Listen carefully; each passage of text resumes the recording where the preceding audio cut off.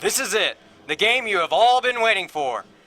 For the first time in 20 years, the Battle of the Lakes returns to J.W. Chick Austin Field. Hello, ladies and gentlemen, and welcome to Rams Football on Lakeside TV, presented by Relyance Bank. I'm Chase Hartzell, on the call tonight with my colleague Jeremiah McIntosh. Good evening, and ready for some action. We're just about ready to kick off this 2018 season in a big way, but before we do, we have a special presentation of the Lakeside TV original series, Rivalry Renewed. That's coming up right after this message from our title sponsor, Relyance Bank.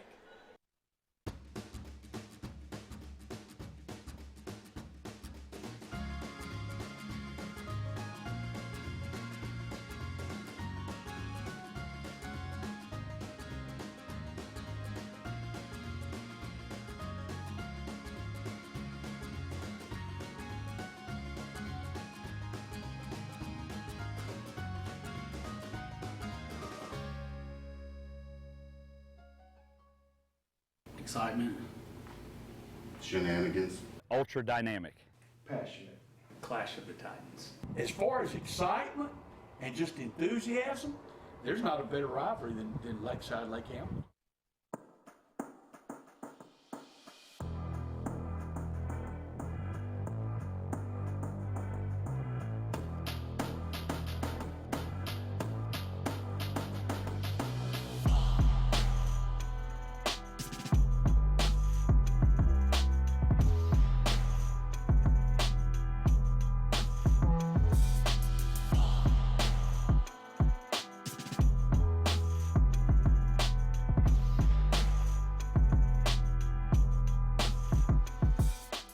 Lakeside School was founded in 1928.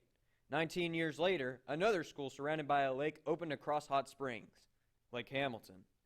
When Lake Hamilton finally got a football program in 1966, a showdown between the two schools with crosstown ties seemed imminent.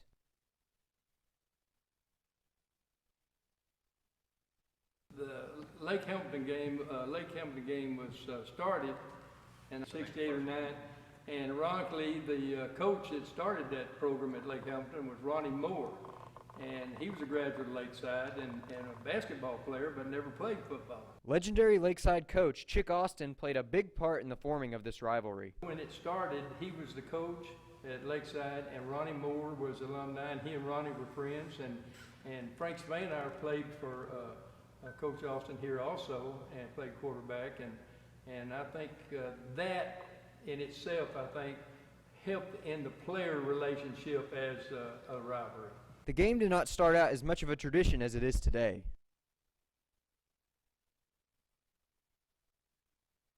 Lake Hamilton, that was their startup, so a lot of us didn't get to play but 1 or 2 innings because they put the second and third string in pretty quick. It was just a very, they just had not had a background in football at that time, so a few years later, different story, but the first few years they were a pretty weak team. But one game in 1979 changed everything. Our first game with Lake Hamilton when I was head coach, I think that might have been the start. It was in 79, the first time we played, and it was at Lake Hamilton's old field. The last time Lakeside played in the old field, and the bleachers weren't very big, so during the game, a lot of the fans would line up on a cable right behind the bench. And the game got real intense, and it was, I believe it was tied at the end of the game. Well, by that time, those fans that were at the cable were backed up against the bench. So we went out and had the coin toss for the overtime, and it was on the north end, I believe, at the old field. And when I looked around, when the overtime started, well, those people that were behind the bench were in front of the bench easing up to the hash mark. And when that game was over, they were on the field. And luckily we won. We won with a pass. It was 7-7. We scored. And when they got the ball, we were lucky to get a good hit and a fumble and recovered it, and that ended the game with that. But it was a very good game, and probably the most exciting game I've been in because the fans were right there on you, and it was just really a lot of fun. Little did they know that this rivalry was now on the rise.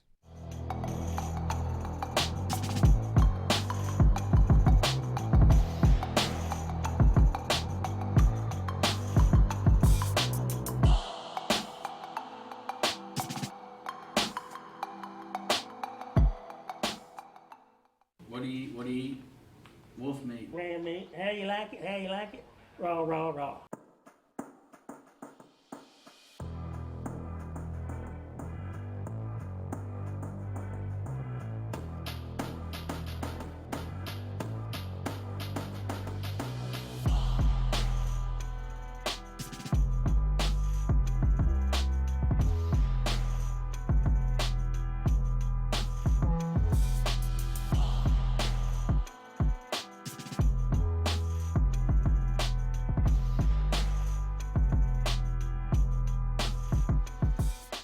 As the Lakeside-Lake Hamilton rivalry gained prestige, traditions began to form at both schools during the week of the big game.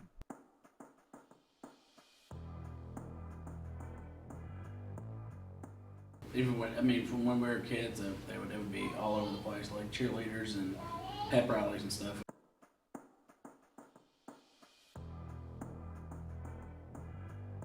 Had the signs and stuff, bonfires. We'd have pep rallies, Yeah. the night before, and a big bonfire, and our pep rallies in the gym. You would have them in the gym, and they were always a little more louder than usual, more skits than usual. Brought more people in there. That's Sometimes right. we'd have older people that might come in and say something or.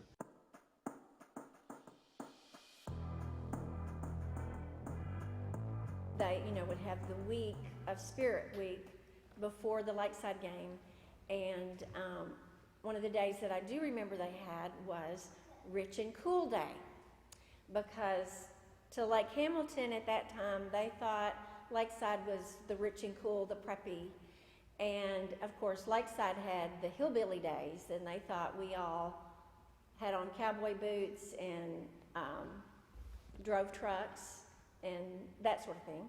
So one of my favorite moments as a teacher on Rich and Cool Day was I had a student. He walked in just in his normal clothes on Rich and Cool Day, and I said, "You didn't dress up for Rich and Cool Day. What's the deal?" He said, "Yes, I did. I wore socks."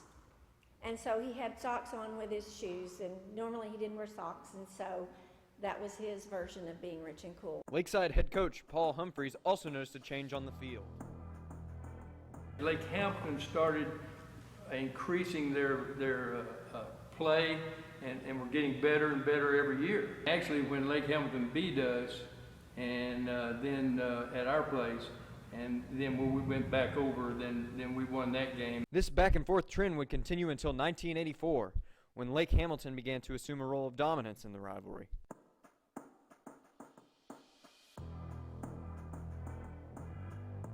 Teams beat each other. Rivalry. It's not a rivalry unless both sides win some of the games. You can call it everything you want to.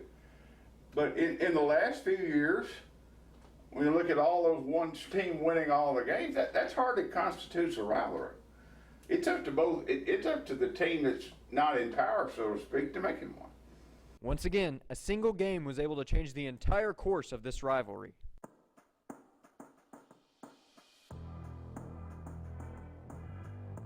I stepped in, like I say, pretty rough times, and I think Lake Hamilton had beaten Lakeside 16 years in a row, and we beat them. We beat them 13-12, and came down to the very last part of the game, and it was just great. We made a goal line stand to stop them, and then we. Of course, we were up 13-12. We made some great plays defensively.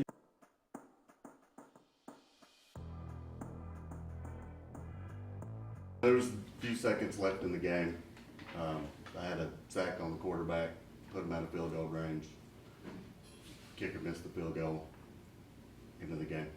This win was monumental for both the Rams and their fans. It was huge, huge. Everybody was excited. It was if we didn't win a single game that whole year, that was one game that you could tell the hallways were ecstatic that we won.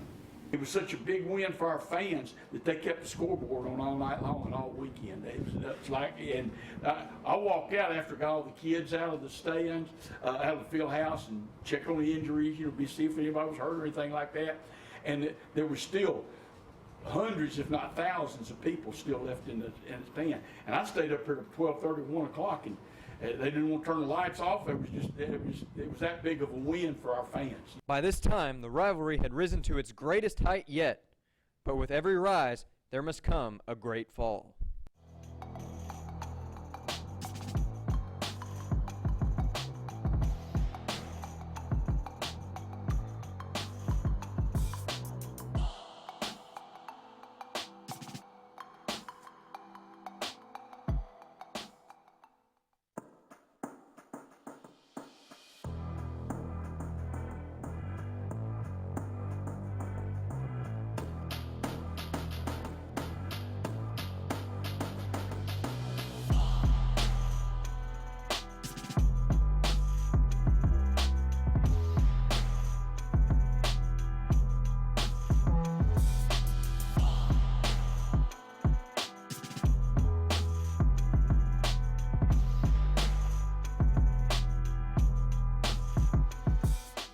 As the rivalry intensified, off-field shenanigans became a tradition of their own.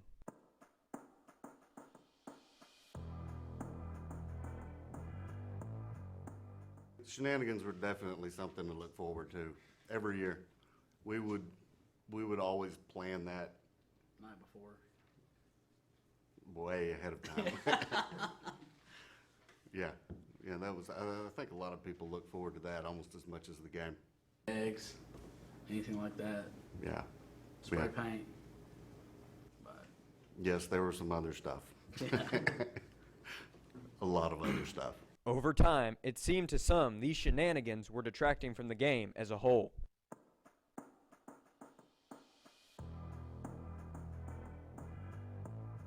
The series became known for some extracurricular activity off the field, which I call hooliganism. And both sides were responsible. It's not just one school, not just one school exclusively.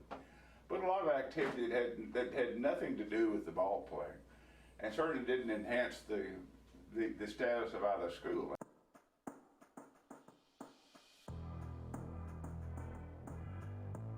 Goofing off and what was supposed to be building your own team up got carried away a little too far. Both schools, it happened all the time, but it ended up getting too carried away.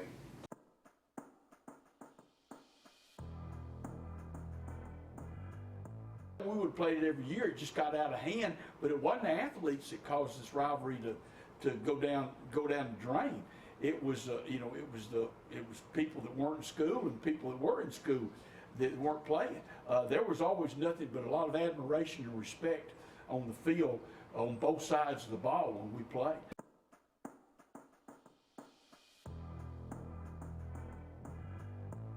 Well, me and him were assistant coaches, and we're not always privy to all the whys and why nots. You just coach and do your job and teach. And I think the reason given at the time was there's too much stuff happening during the week before the game, painting and vandalism. Out of the school system. Yeah, outside the school system. Yeah. There was too much of that going on, they felt like. Okay, so that was the reason we were given. In 1996, one of these shenanigans included the killing of a German Shepherd dog by Lakeside students, an act that was retaliated against a year later by Lake Hamilton students.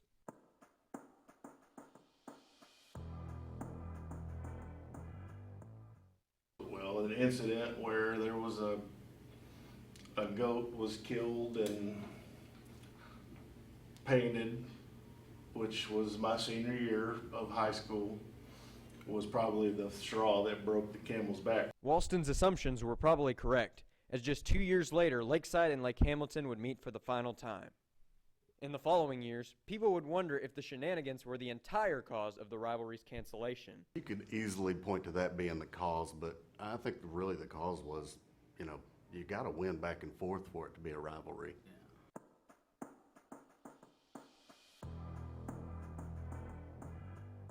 It was just the lopsided nature of the game.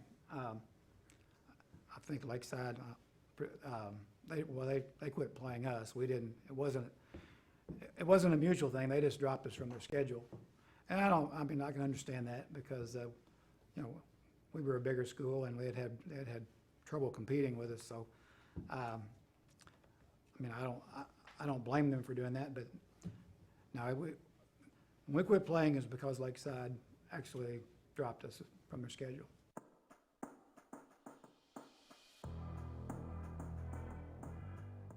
There were some bad things that happened, or things that you see as a rivalry, but you know, you have that statewide.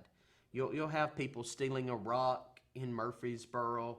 Pocahontas, I believe, Pocahontas Walnut Ridge played, and they had a bell, and they would vandalize each other's field and steal things. Those are things that happened at Lakeside and Lake Hamilton rivalry, and that's what makes a rivalry game. Others have taken neutral positions on the topic.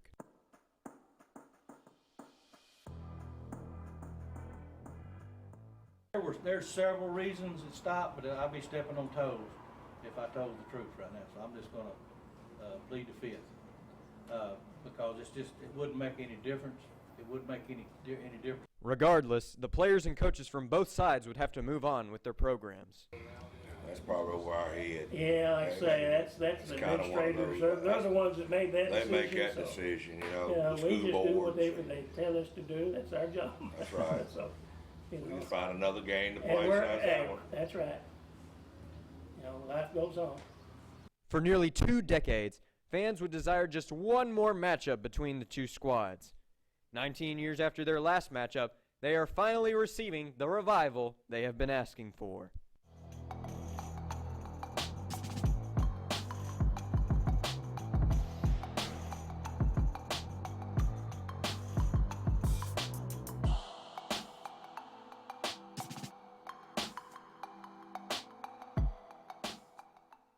Right now, it's all about what has happened in the past, and we're looking forward to where it's going in the future. I think both sides. So we want a good, clean game and a good show for our community. And for us right now, we're looking for a new path.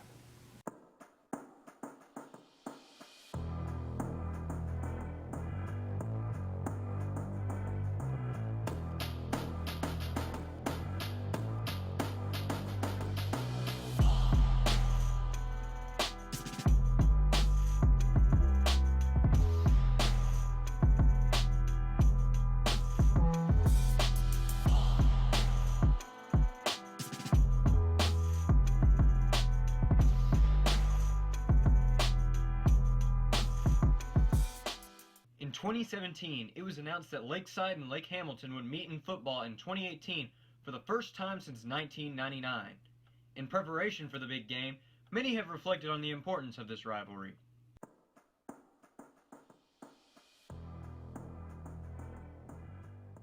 I think if you haven't been here or part of that, and it's been 19 years, you wouldn't understand the true impact it had on this community. I mean, it was the biggest game of the week.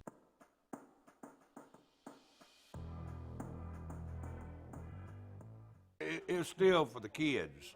Oh, yeah. All of it's for the kids, you know, their sake. You know, rivalries, you get to bring back people that hadn't been here in 30 years. I'm even talking to people now that's talking about coming back just for that one game. You know, it's a rivalry, and that's what it's supposed to be.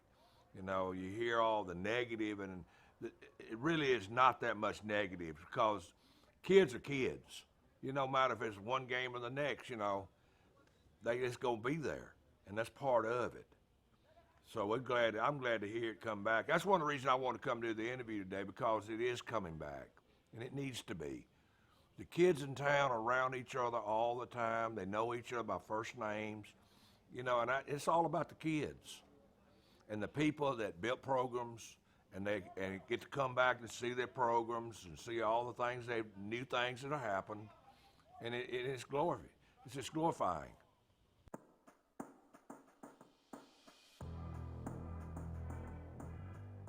These are kids they grew up with and played summer baseball with and pee-wee football with, and they know who's on the other side, and they know those guys. So that's what makes a rivalry so special.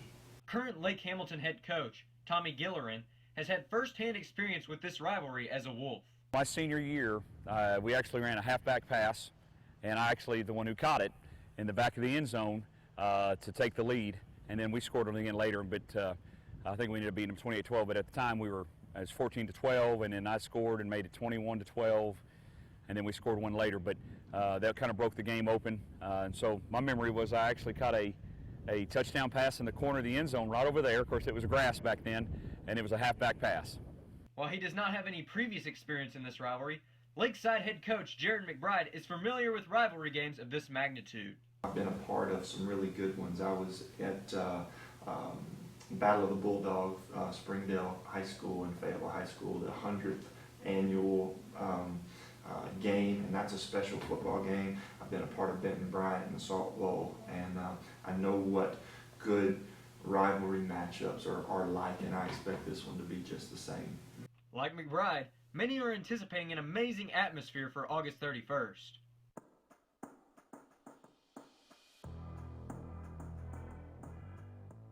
Coach McBride has done a great job over here. I know Coach Gilleran's got the people out there really excited. You know, he's an old school Lake Hamilton guy, and got the people really excited. Got the kids coming back out, and you know that's what they need. And you know that's what people need around here, is just the kids that are here competing against each other.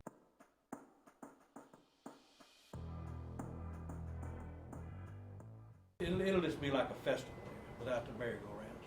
You know, it'll be just like it'll be a lot bigger than Oktoberfest, I promise you.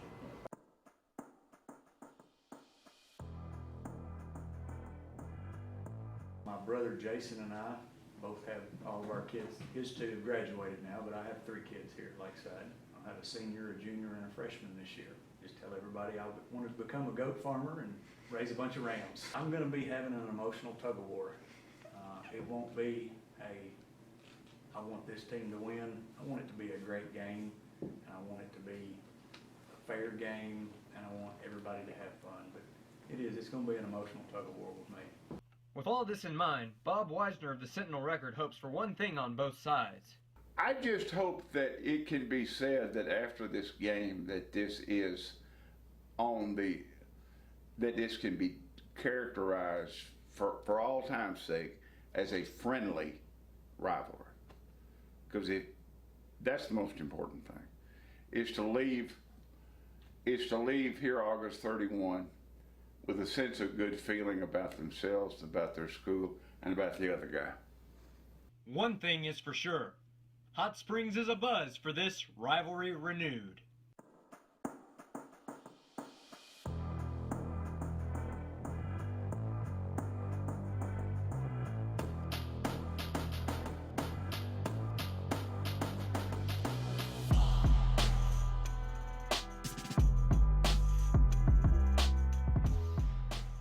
You have been watching the history behind the amazing rivalry of Lakeside Lake Hamilton. Now, witness history in the making as Lakeside takes on Lake Hamilton at Chick Austin Field for the first time in 20 years on August 31st at 7 p.m. That game will be covered exclusively right here on Lakeside TV, with play-by-play of all the action down on the field. Thank you for watching, and enjoy the game.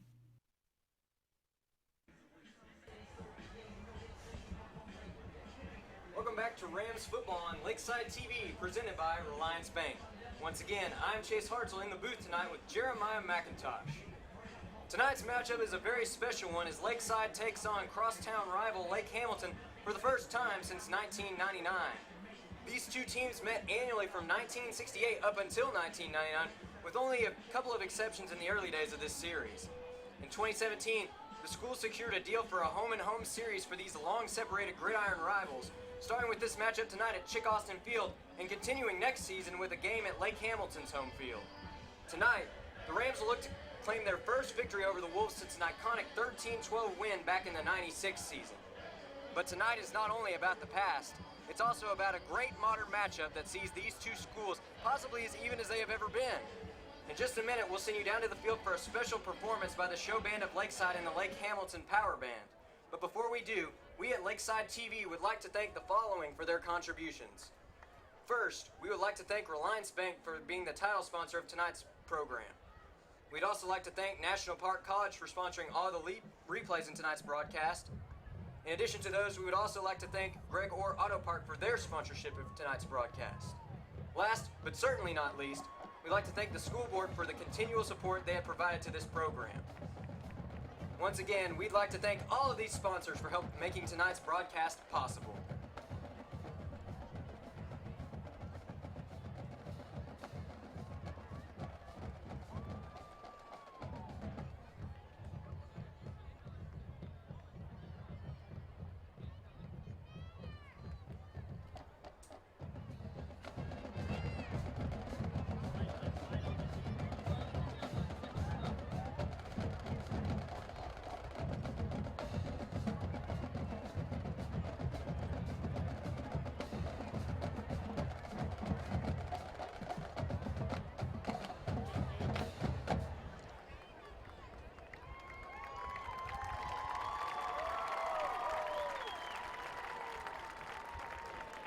Fans, now please have your attention.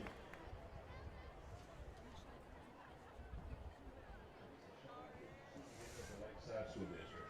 The Lakeside School District and Lake Hamilton School District have partnered with the Hot Springs Police Department and fire departments and Garland County Sheriff's Office to ensure enjoyable and safe evening for tonight's game. In the event of an evacuation, you'll leave the stadium and exit nearest you. All exits have been marked with large red signs that have personnel in green safety vests to help guide you. Please take a moment to familiarize yourself with our exits. You can leave through any of these at any time. However, you can only enter the stadium through the main entrance. Wolves, I'd like to personally welcome you back to Chick Austin Field. Enjoy your evening and go Raiders.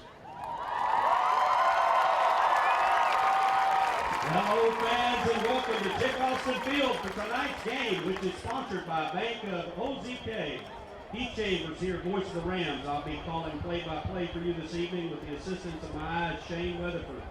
First game of the 2018 football season, right here for your Lakeside Rams against the rivalry renewed against our crosstown Lake Hamilton Wolves.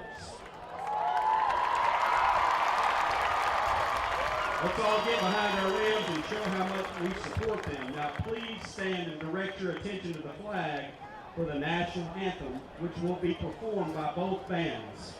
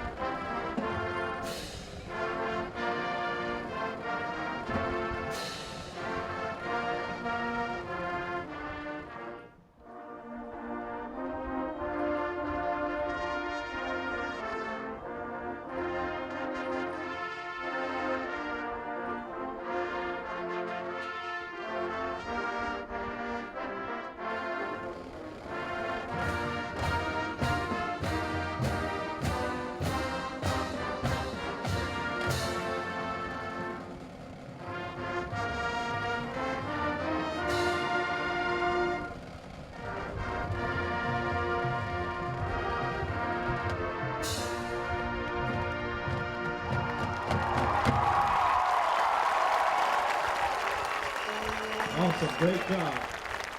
Please remain standing and bow your heads for tonight's invocation, led by Lakeside High School sophomore, Mr. Brooks Bell. Dear Lord, I thank you for everyone who came out tonight to support their teams. I pray for all the players who are playing tonight. Fill them with energy and passion, but most of all, protect them. I pray for safety for all the spectators and everyone in this stadium. May this game celebrate sport and be enjoyable for everyone. In Jesus' name I pray, amen. Amen. And now for the Lake Hamilton alma mater.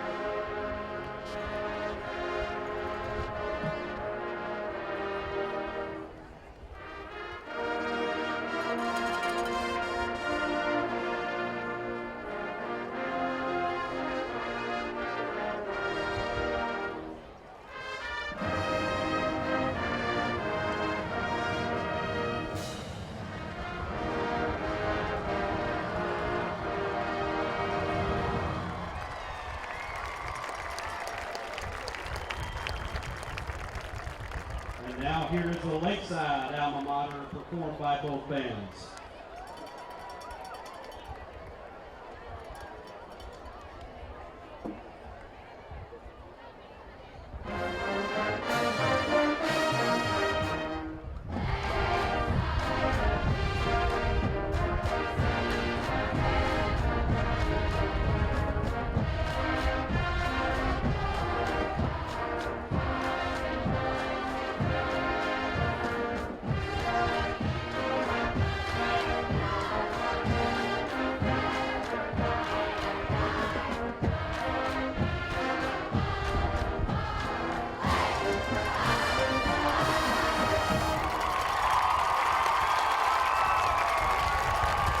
What an awesome performance. Thank you to the Lake Hamilton Band and the show band of Lakeside, folks. Let's give them a hand. Great performance.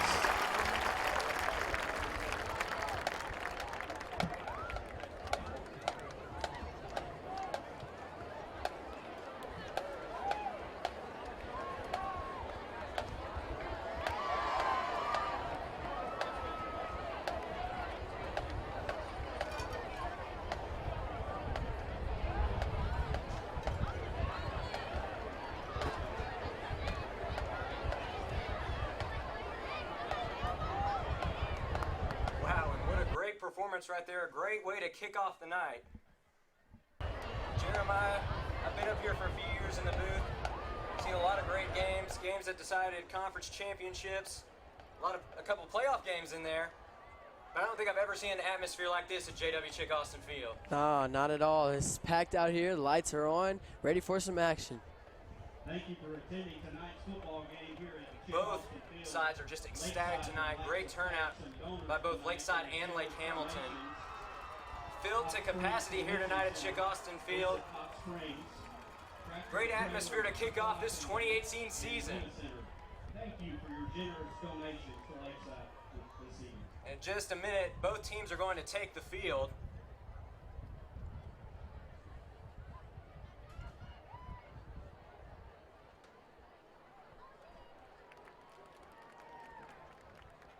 Tonight's game is sponsored by Bank of the OZK.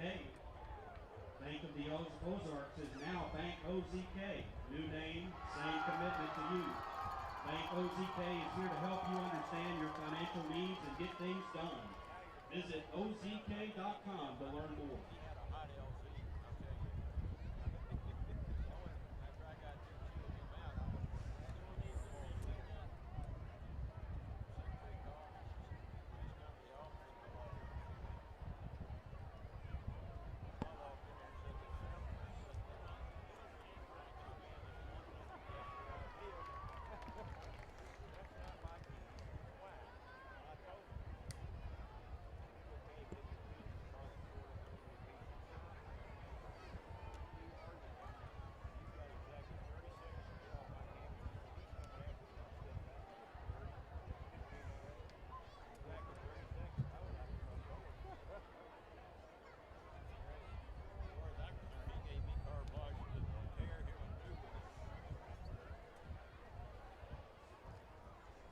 Right now, as both teams prepare to take the field, we're going to take a look at Lakeside's schedule for the upcoming season.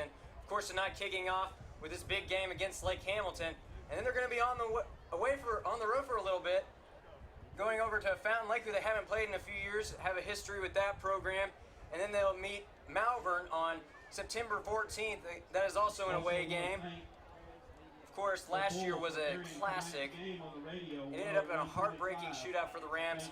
They lost that one 67-58. The Leopards were led by senior quarterback Demias Jimerson. After that, they'll kick off conference play on September 21st with an away game at Camden Fairview. That's one that Coach McBride likes to point out every season will be a big game in determining how the season goes forward from there. After that, Lakeside has a two-game homestand starting with Magnolia on September 28th and concluding with Texarkana on October 5th.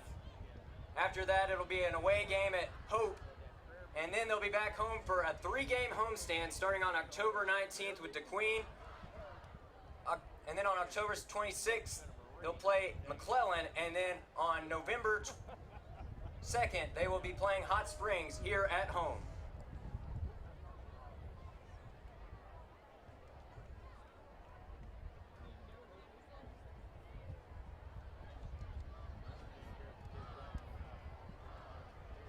The crowds have simmered down a little bit here. Sort of a calm before the storm as both teams prepare to take the field. You can already feel the momentum building.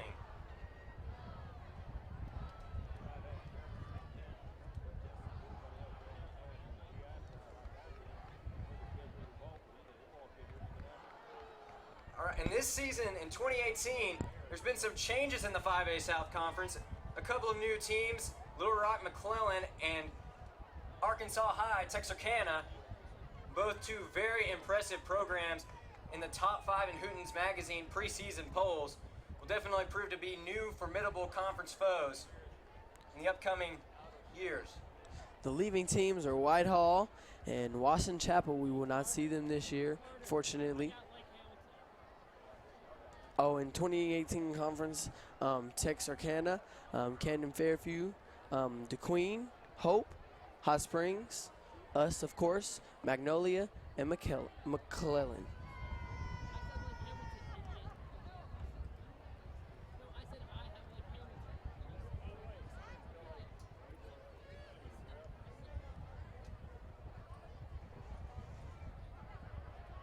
Would like to thank the Lakeside alumni for feeding the boys today in the pregame meal. Thank you, Lakeside alumni. We really appreciate it.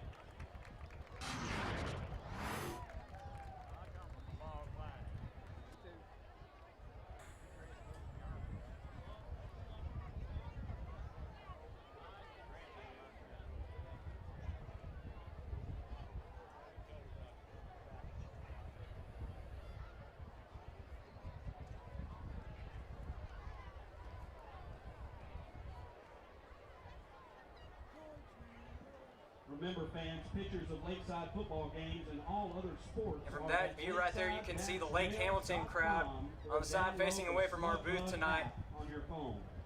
Full crowd over there, full crowd on both sides. Again, Chick Austin Field at max capacity tonight. Definitely one of the greatest crowds this stadium has ever seen. The team captain's now walking out on the field.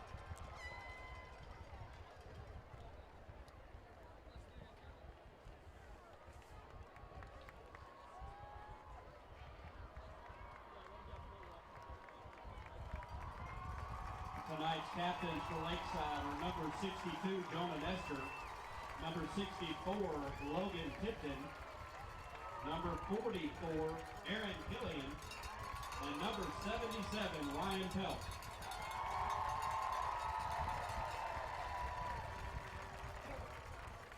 For Lake Hamilton captains, number 20, Caden Kemp, number 21, Nan Williams, number 27, Ray Hemp, and number 50, Cameron Newton.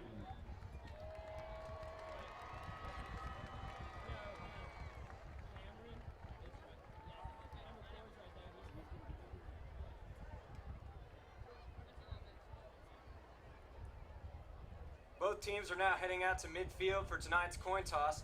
Again, tonight's captains for Lakeside are number 77, Ryan Pelt, number 62, Jonah Nestor, number 64, Logan Tipton, and number 44, Aaron Killian.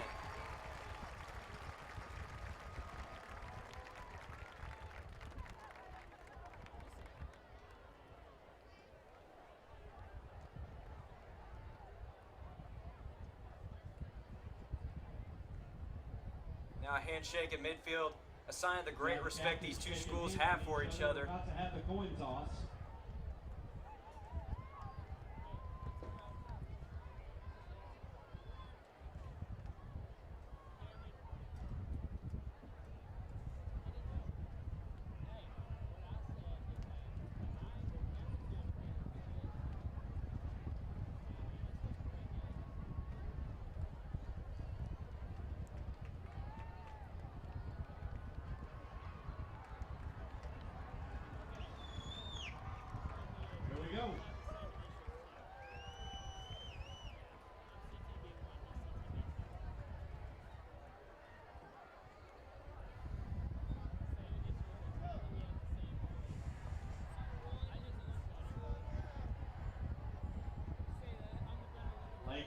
won the toss. They choose to defer. Lakeside will receive the ball on the kickoff.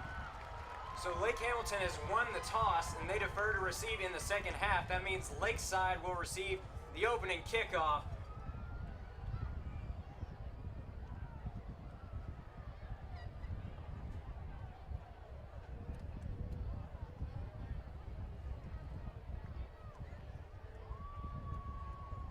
And there you can see the Wolves getting riled up for tonight's matchup. I want to remind everybody to please show good sportsmanship tonight. Let's all have a good evening and cheer on our teams.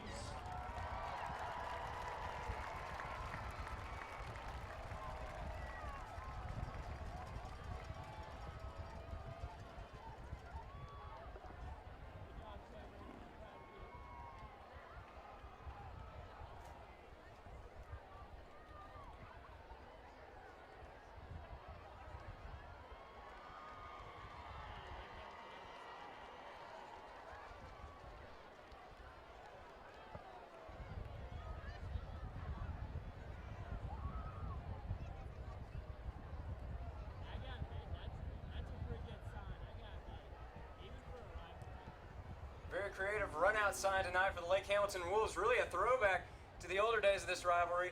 That was always a big tradition in the earlier meetings of this series.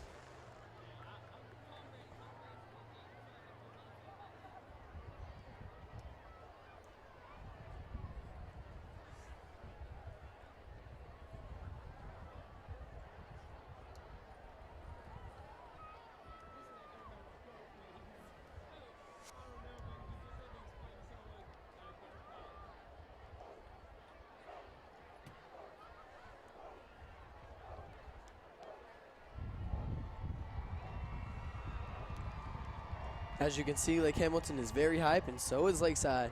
They're finna run out, and we're gonna get this game on the road.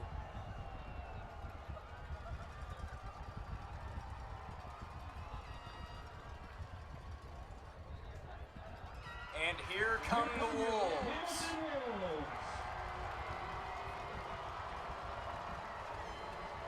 The Wolves are led tonight by head coach Tommy Gillerin.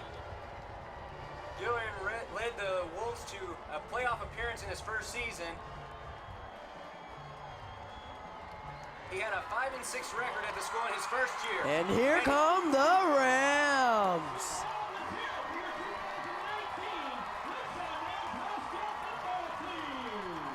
And there go your Rams.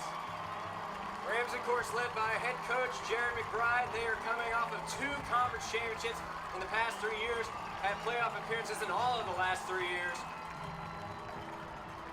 The prestige of this program just building and building with every year. Welcome you to Austin Field. Home of the Lakeside Rams since 1949. There's no better place to be on Friday night than a high school football game. It's Friday night. Let's go Rams. It doesn't get much better than kicking off a season with the words of the legendary coach Chick Austin himself. Fans, are y'all ready for some Friday night under the lights?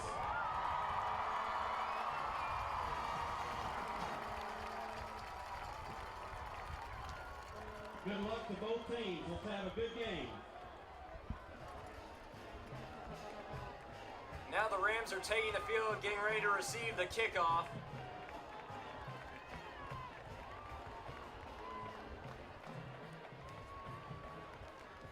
Back deep to return, it's going to be number 2, Richard Gaston, and number 17, Keelan Fleming, both of them seniors. There you can see number 11. Both sides all set up to receive the kickoff.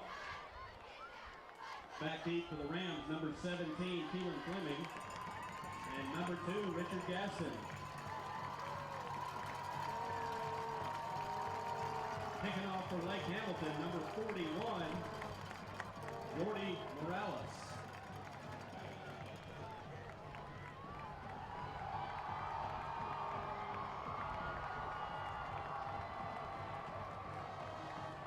Kicking off tonight for the Wolves is number 41, Jordy Morales.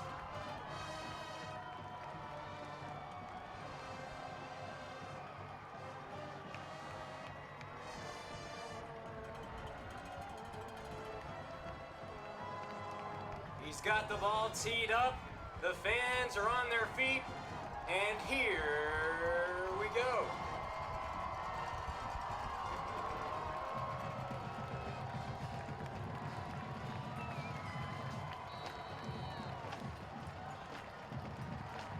And the kick is away. There's number 2, Gaston on the return. He's going to break up the middle of the field. There he goes, and he is taken down around the 40-yard line. But what a great return to kick off this ball game for the Rams. The fans already on their feet. It's going to be an electric atmosphere tonight at Chick Austin Field. Ball will set up shop for the Rams at our own 39-yard line. First down and 10. He just had some key blocks there, and he went right down the middle. He got to the 40-yard line. That's a great way to start out. Good field position.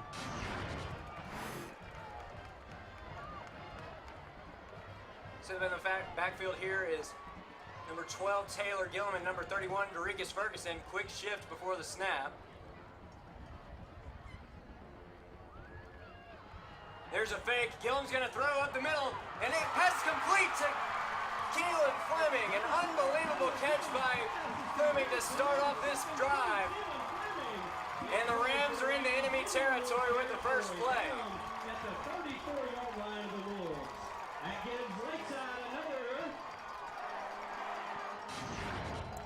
Beautiful fake, had the defense caught.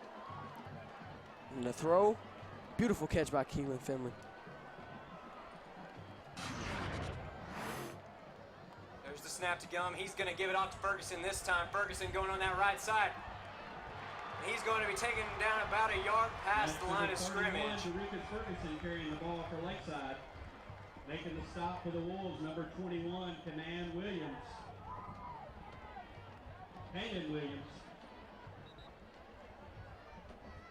He's second down and 9 for Lakeside. The ball Tonight at the helm for the Rams is senior quarterback number 12, Taylor Gillum. Gillum, in his 3rd year on the varsity squad, backed up Fisher Alexander in his sophomore year, started all the games last year as a junior, and starting once again here in his senior year. There's a snap to Gillum. He's going to throw it deep to Sawyer Lamb. Sawyer goes for the one-handed catch, but the pass is incomplete. Incomplete, intended for number 87, Sawyer Lamb.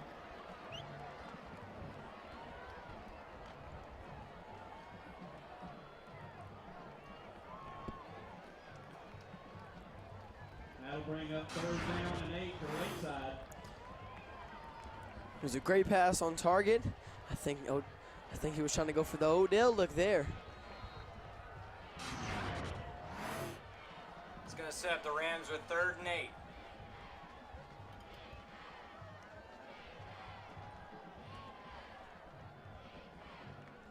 There's the snap. They're going to give it off to Ferguson. Ferguson trying to plow his way through, but he's going to be met right there at the line. 31, Dorikus Ferguson. And that's going to bring up 4th down here for the Rams. Making the stop for Lake Hamilton, number 47, Nasi Lee. Nasala.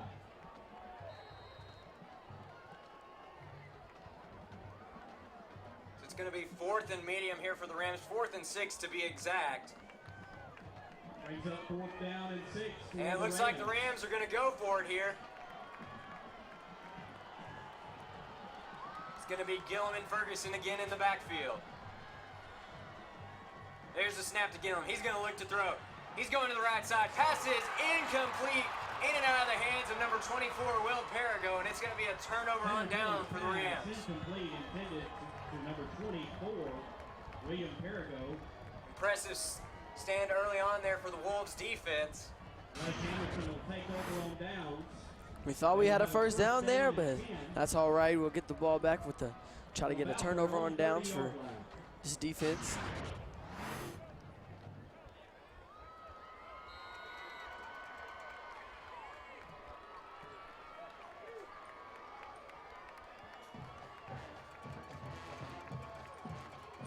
Wolves setting up here for their first drive of the ball game.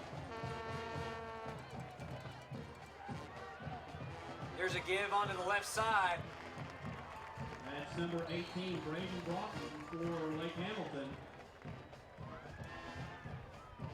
That'll run is going to be good for a few yards, bringing up a 2nd and 4 here for the Wolves. And number 64, Logan Tipton. Gain of about 6 brings up 2nd down and 4 for Lake Hamilton.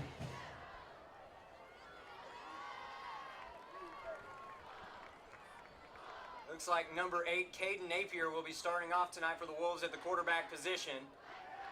And it's a fake. Rolling to the right side. Pass is complete, and that's going to be good enough for a Wolves first down. Number 8, Caden Napier's pass is complete.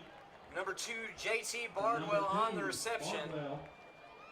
That gives Lake Hamilton a 1st and 10 from their own 44-yard line. And the Wolves have such a strong run game. It'll be interesting to see if they utilize the play-action pass more as we go along in this ball game.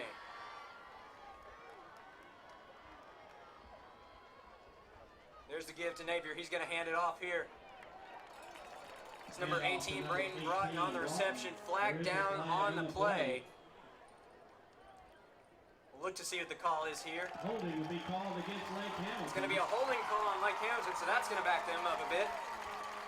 That was number 11, Garrett Peterson, on the stop for Lakeside.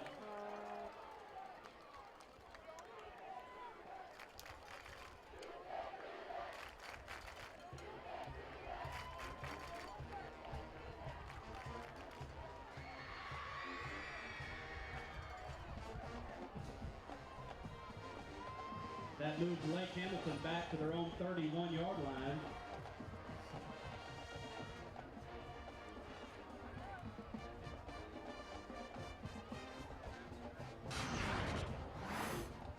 See there, he was grabbing the jersey of number 64. Of course, you cannot do that. Brings up 1st down and 22 for Lake Hamilton. That was number 50, Cameron Newton, with the holding penalty. That's going to set up a 1st and 22 here for the Wolves.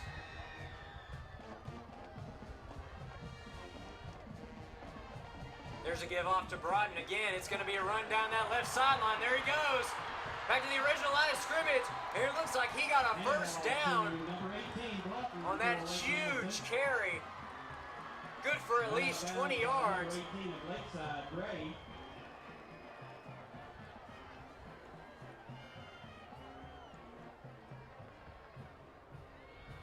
They're across midfield down to about the 45. They're going to say he stepped out at the 45-yard line, and that's going to be good enough for a Wolves 1st down. They're now into Ram territory.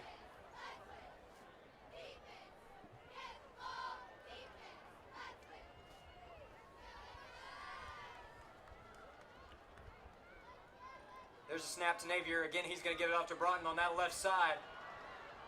And there's a fumble down there on that left sideline. It looked like he fell on it, though. And off to number 18 again, Broughton. Indeed, Broughton will recover his own fumble. Close call there for the Wolves. Lake Hamilton recovers. Tried to hit that spin move there, and the ball was hit out, but he jumped right back on it.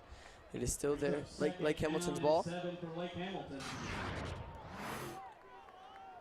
It was spotted at about the 42-yard line of the Rams.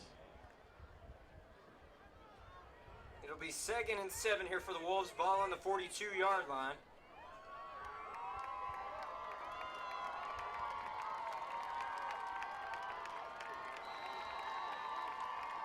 Flag down before the snap. We'll see what the call is here. On the play, delay of game called. It's going to be a delay of game on Lake Hamilton. It's going to back them up 5 yards and set them up with a 2nd and 12. That's Lake Hamilton's 2nd penalty here in the early going.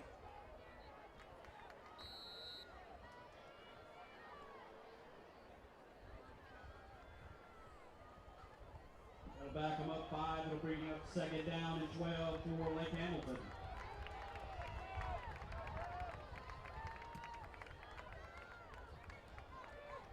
There's the give to the right side. It's Carlos Brewer. He's going to bullet his way through. Ball is on the ground. Broughton picks it up, and he's into the open field. And it's a touchdown for Lake Hamilton. What a wild play that one was. He scooped that one right off the ground, running right in the end zone. Touchdown, Lake Hamilton. What could have been disastrous ends up being very beneficial for the Wolves. And they're on top early here. It's 6-0.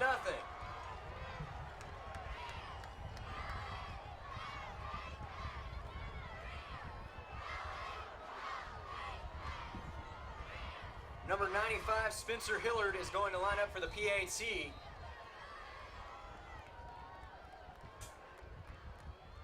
The kick is up, and it is good. So with 7:51 remaining in the first quarter of play, your score is Lake Hamilton 7, Lakeside nothing. It was a great toss, great run by Carlos Brewer, but it just slipped out there at the end.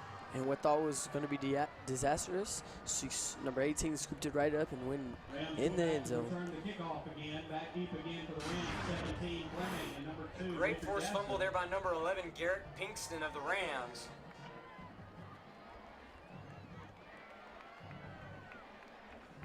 Fortunately, number 18, Braden Broughton, was there to scoop up the ball for Lake Hamilton, and he ran it in for 6.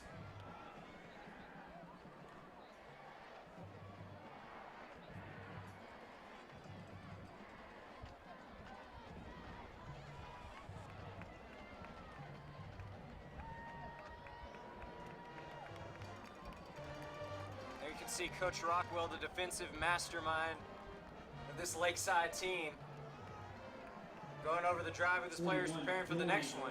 Kicking off for Lake Hamilton.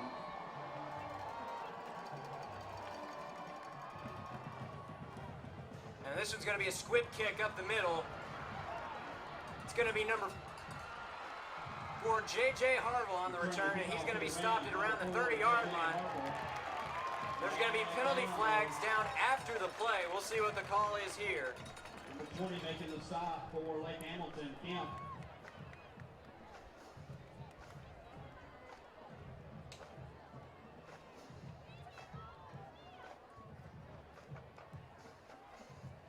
Dead ball, personal foul called against Lake Hamilton. It's going to be a dead ball foul on Lake Hamilton.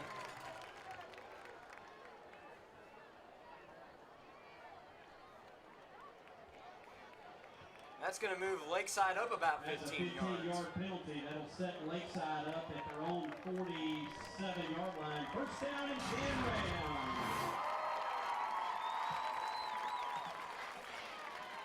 Yeah, he pushed him straight down. That's not called for.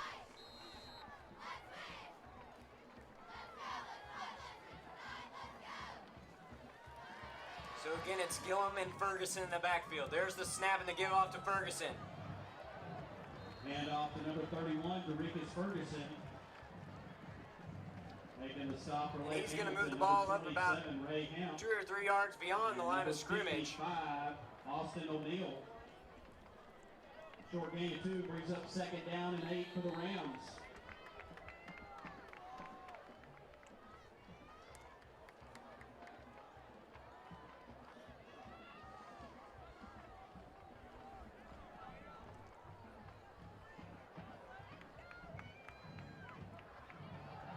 Again, they give it to Ferguson. And again, he is going to be met close to the line of scrimmage by that Lake Hamilton defense. Great sportsmanship at the end of the play by number 21, helping Derickis up. Number 14, Justin Spear.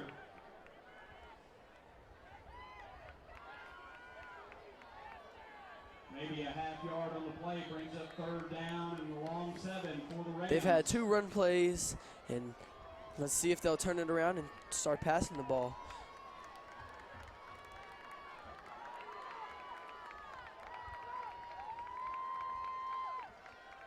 It's going to be 3rd and 7. Ball right there in midfield. Here's a snap to Gillum. He's going to look to throw on that right side. Pass is incomplete. Looks like it was deflected by number 21, Kanan Williams. Intended for number 17, Keelan Fleming. It was intended for number 17, Keelan Fleming, and that's going to bring up 4th down here for the Rams. For Lake Hamilton, that'll bring up 4th down and 7 for Lakeside.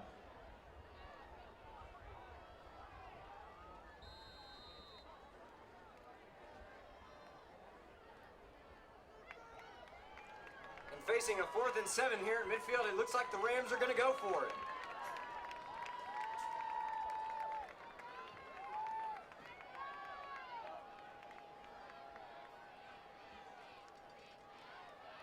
Gillen's going to get the snap here. He's looking to throw on the left side here. Pass is complete to Keelan Fleming. Number 12, Taylor Gillen's pass. And they're going to say it was good enough for a Lakeside first down.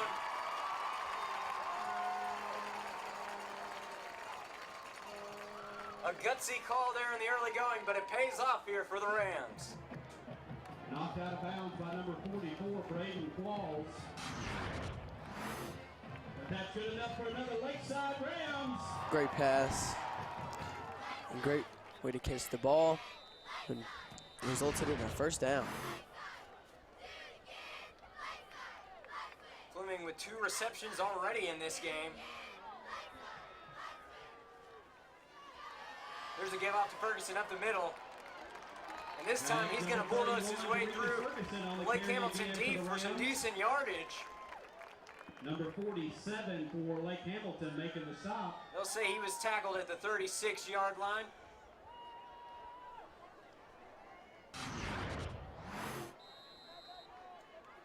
They ran it straight up the middle. He hit his little juke move and tried to bully his way through to the first down.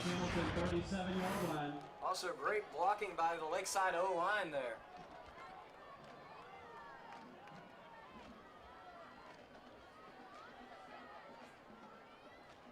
There's the snap. Gillen's looking to throw again on that left side. He's looking for Lamb again. This time the pass is complete. And he shakes off a wimpy tackler. They're going to say he's out of bounds at the 1-yard line. But still a great game there for the Rams. And that's going to set up first and goal. The sideline is hype. What a great pass. He led him right to the wide receiver. And he threw off that tackle, but he tried to touch the pylon, but he didn't get it. Out of bounds at, I think, the 1-yard line.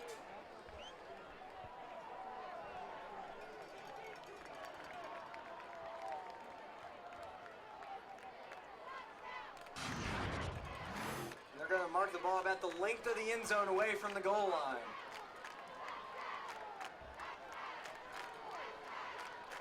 And it looks like the snap's going to come to Ferguson this time. Early shift down on the line. We'll see who it was.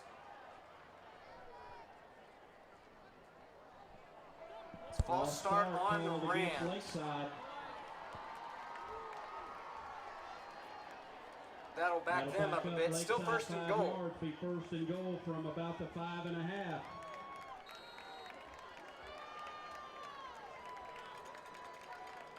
Looks like the Rams will set up here in the same formation. Pinkston and Ferguson in the backfield. And there goes Ferguson on that left side. That's 31, Dorikas Ferguson. He's going to be stopped at about the 4-yard line. Making the stop for Lake Hamilton, Kanan Williams. Another great stop there by number 21, Kanan Williams, making a lot of great plays here in the early going. Having some good running game. Moving our way down the field. Hopefully we'll end in a touchdown to tie the game up.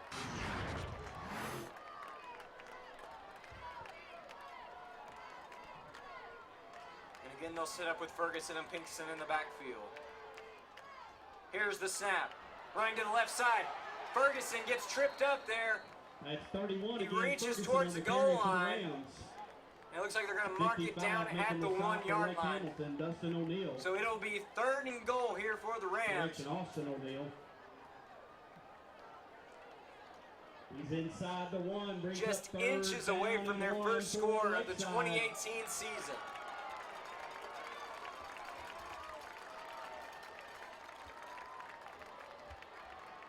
It looks like they'll stay with Ferguson and Pinkston in the backfield.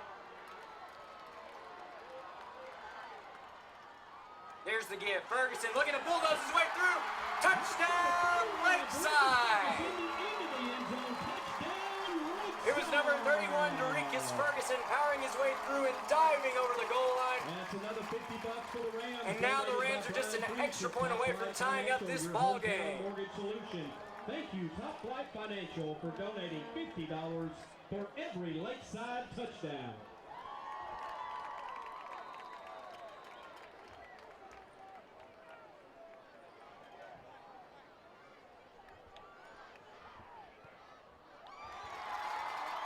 Josh Hickson's kick is up, and it is good. So with 3:48 remaining in the first quarter play, Again, we your want to give score a thanks to is National. 7-7. Again, we want to give a thanks to National Park for these replays. Enriquez.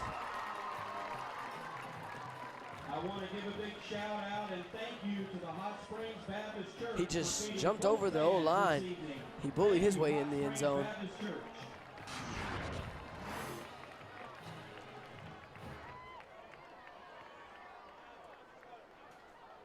Also, thank you, Lake Ice. You just donated quite a bit of ice. We really do appreciate it. Thank you. Both fan bases have been Ice. ecstatic here tonight.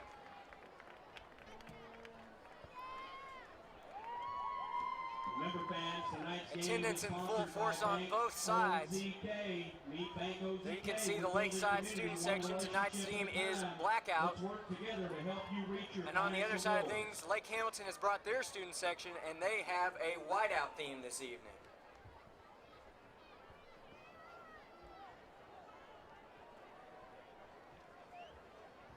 Tonight's kickoff is sponsored by Riser Ford. Thank you, Riser Ford, for sponsoring tonight's kickoff for Lakeside.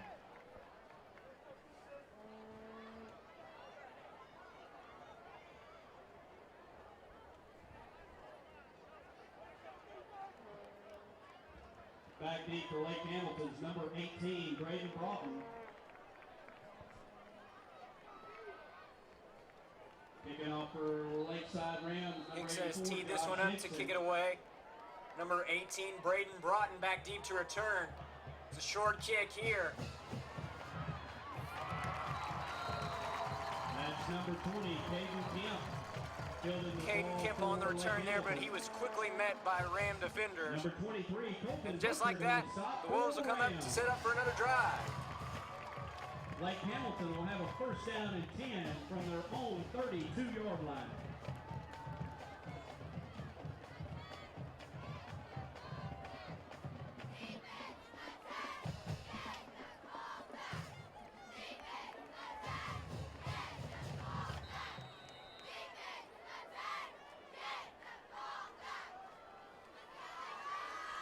Wolves had great success with their run game in the last drive. They also had quite a bit of success with the play-action pass. We'll see what they go with here on this drive. And it looks like they're going to go to that play-action pass. It was Napier rolling right there. He's looking for number 1, Blake Davis. But the pass is in and out of his hands, and that's going to bring up 2nd and 10 here for the Wolves. Had the play that Lake Hamilton wanted, but he tried to run before he had the ball in his hand.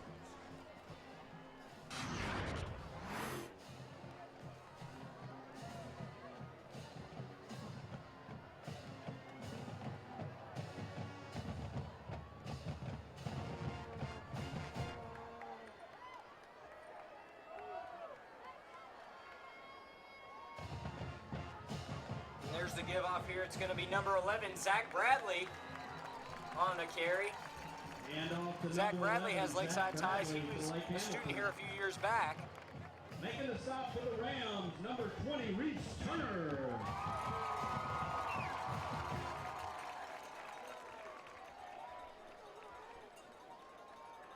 And there you can see number 31, Dorikas Ferguson, playing on both sides of the ball this evening. Third down and 6 for Lake Hamilton. Fans, it's third down.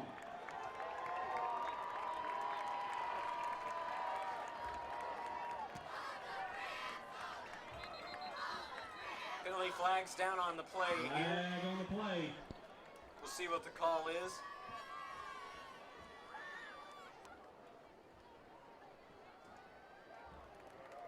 There's going to be a false start on the Wolves. False start. So that'll back them up 5 yards and set them up with a 3rd and 11. Replay third down brings up third down and 11 for Lake Hamilton.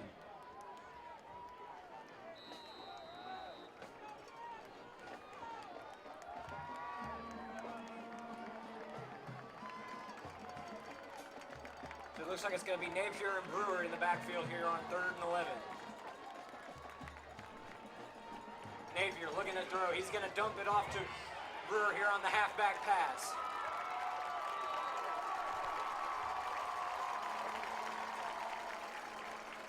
Pass is complete. And the screen pass is good enough to get them back to the line of scrimmage, but not much Making further. the stop for the Rams, And that's going to 55, set the John Wolves on the Fuller. 4th down. And 44, Aaron Killian. That brings up 4th down. They try to for draw Lake the Hamilton. defensive line, do a halfback slip screen out. Didn't turn out in their favor, though.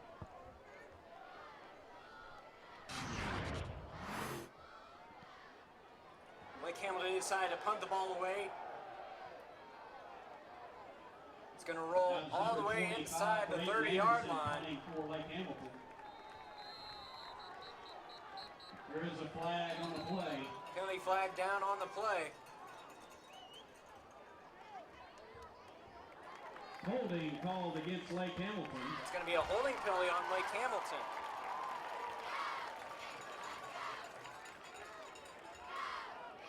Looks like Lakeside's going to accept the penalty. Rams team made a great stand on that drive. Now let's see if the offense can capitalize. Had a great drive last time out. Capped off by that short run by number 31, Derikas Ferguson. Anderson will be the punter for Lake Hamilton. Back deep for the Rams will be number 1, Isaac Eccles, and number 2, Richard Gaston. It looks like, in fact, they will replay the punt here. Back deep to return number 1, Isaac Eccles. Also back there, number 2, Richard Gaston.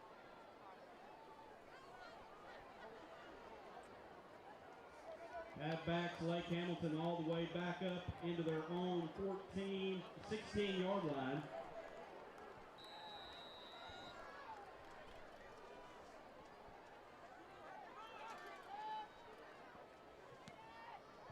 Kick is away. And Eccles indicates for a fair catch. Isaac Eccles, fair catch is the punt for the Rams. They take over 1st down and 10 from Lake Hamilton's own 45-yard line. So here come the Rams, setting up for another drive.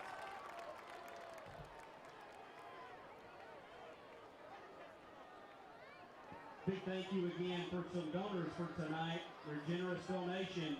Hot Springs Convention Center, Visit Hot Springs, Tractor Supply Company, and Rent-A-Center. Thank you very much. Remember, fans, pictures of Lakeside football games and all other sports are at lakeside-rams.com or download the SmartBug website app.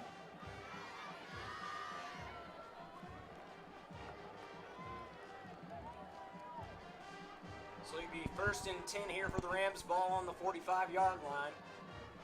There's the snap to Gillum. He's going to look to throw, and the pass is intercepted. Number 12, Taylor Gillum's pass is intercepted. Looks like the ball was deflected as it was thrown. It's number 14, Justin Spear on the INT. And just like that, the Wolves offense is back out on the field.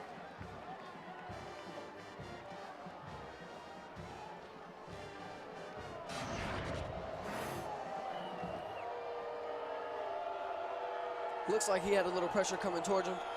The ball was just a little wobbly, and it was picked off. The cornerback happened to be there.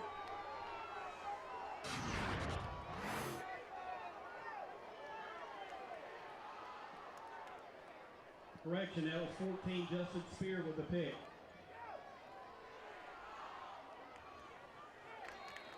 Number 18, carrying for Lake Hamilton, Braden Broughton. Making the stop for the Rams, number 44, Aaron Killian. No gain on the play, brings up 2nd down and 10 for Lake Hamilton.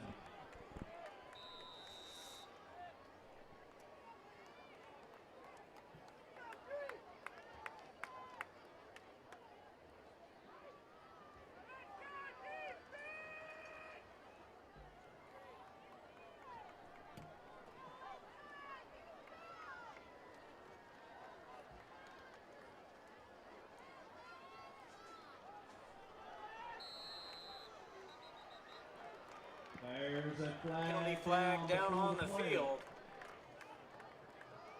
Delay of game. It's going to be a delay of game on the Wolves. The second time they've received that penalty already here tonight. That is a 5-yard penalty. And that'll back up Lake Hamilton 5 yards, setting up a second and 15. The ball on the 27. Second down and 15 for the Wolves.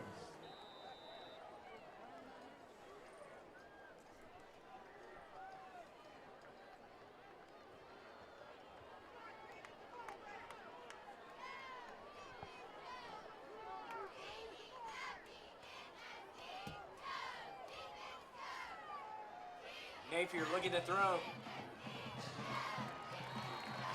Looks like he connected with number 20, Caden Kemp.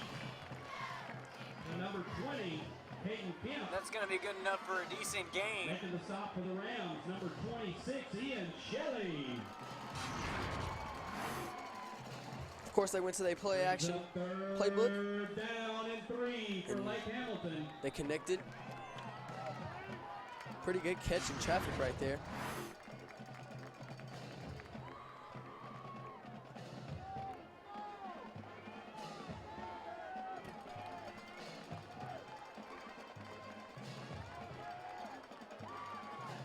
Napier's going to give off here.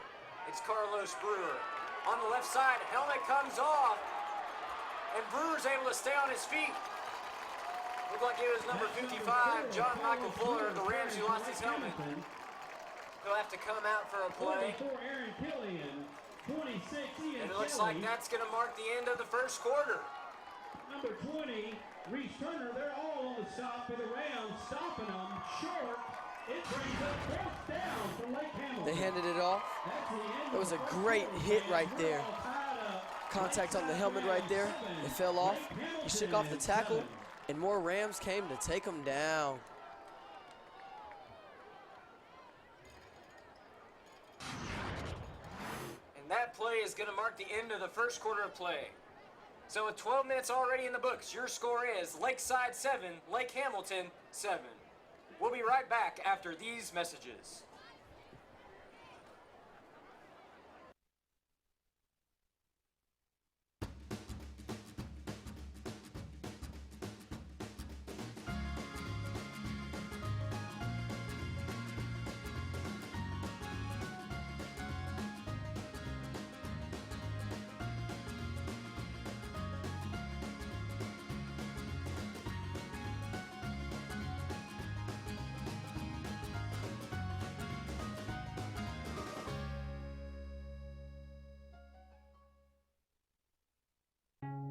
Before you can find your potential, you first have to find your path.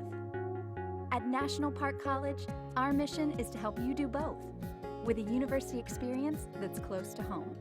With career-focused education, help with job placement and a variety of programs to choose from, and a cost that's less than half of four-year universities, National Park College can put you on the path to a better education. Visit NP. And another thanks to Relyance Bank for our title sponsors and National Park for our replays. We'll start off the second quarter with a punt. Lake Hamilton's number 25. This one is going to roll inside the 10-yard line. Be downed at the 8-yard line of Lakeside by number 12, Lane Warwick. Great punt by the Wolves, setting up the Rams with some tough field position.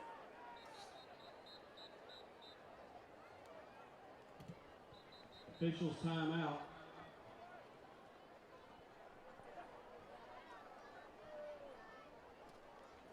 We have an officials timeout on the field here.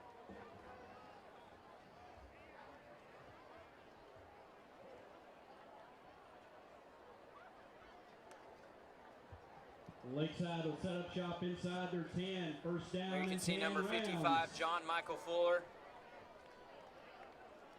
All-state football player a year ago, also finished 4th in the state in wrestling. Very talented young athlete right there.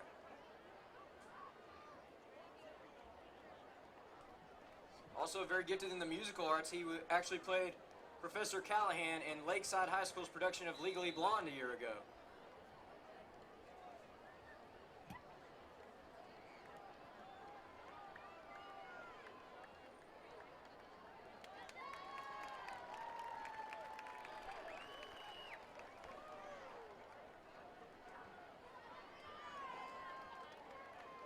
Gillum's going to get the snap here, and he's going to give it off to Ferguson. Ferguson looking to run on that left side.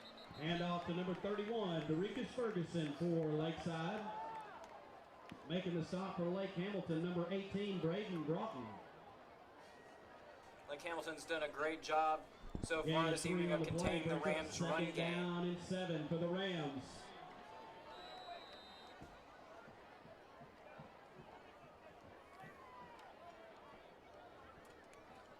We'll see if these running plays could perhaps set up the play action pass here moving forward.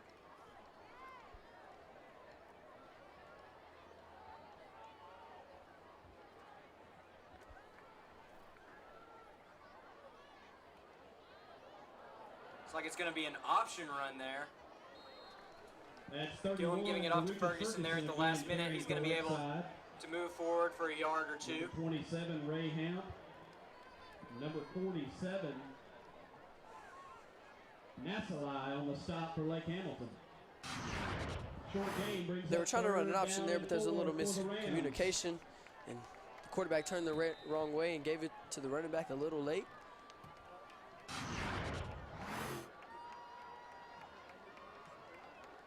He did a great job of making something positive out of what could have been a loss.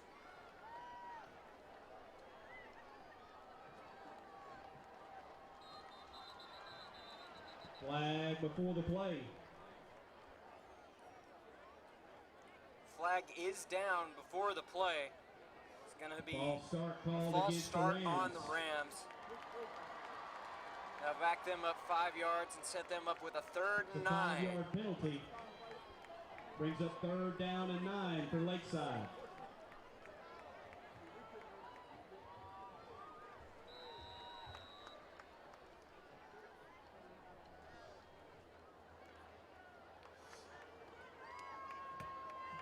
So it'll be 3rd and 9 here. Rams back up deep into their own territory. Gillum and Ferguson in the backfield. And Gillum's going to look to throw. He bullets one over to the left side, and the pass is complete. Gillum's pass is complete. It's number 87, Sawyer Lamb, on the reception, and that's going to be good enough for the Rams' 1st down. All the way out to the 22-yard line. That's good enough for another Lakeside. We were backed up in Rams. close range to our end zone, but great throw, great catch, way to get down at the 1st down.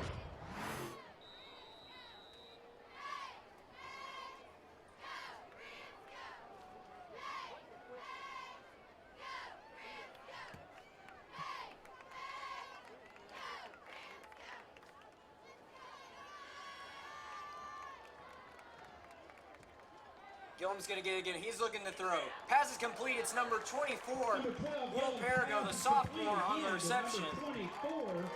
And that's going to be good enough for a modest gain. Making the stop for Lake Hamilton, number 30, Blaine Marriott.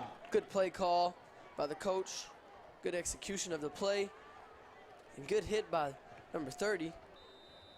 The 5-yard gain brings up That was 2nd Blaine down, Marriott 5 for on the Rams. tackle, and what a milestone there for number 24, Will Perigo, his Pitcher's first timeout. reception We in have a varsity player high down school on the football. field.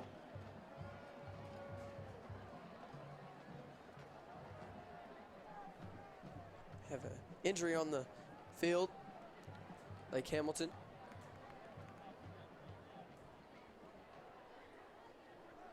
I'd like to thank the Lakeside alumni again for feeding the boys in the pregame meal today. Thank you to the Lakeside alumni.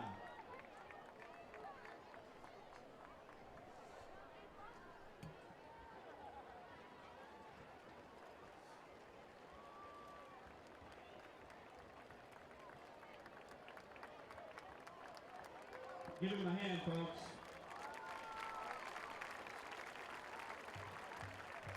Remember, fans, need to deposit a check but can't find time to come to the bank? No problem. Bank OZK can help you turn your smartphone into a drive-through with mobile check deposit. Our bank, OZK mobile banking app, makes it easy.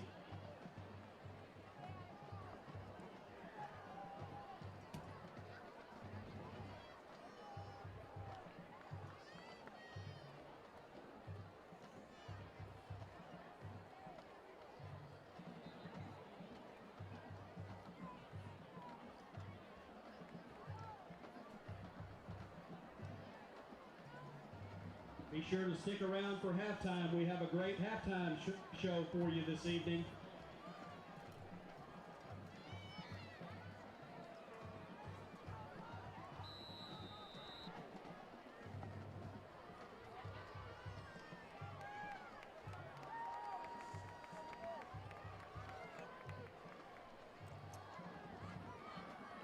It'll be 2nd and 5 here for the Rams. Ball on the 27. It's going to be a give to Ferguson. Ferguson is going to bulldoze his way through there, making his way up close to the markers. Making a stop. Flag down at the end of the play. Pearson Haker. There is a flag on the play. They'll bring it back. Holding called against the Rams. It'll be a holding call on the Rams. So that play will be brought back.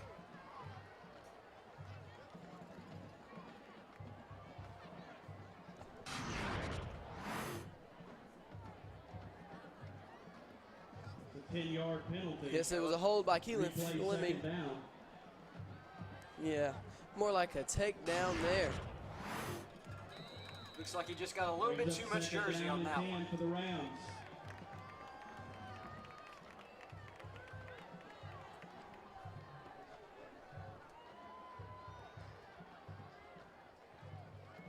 Had a shift there back in the backfield.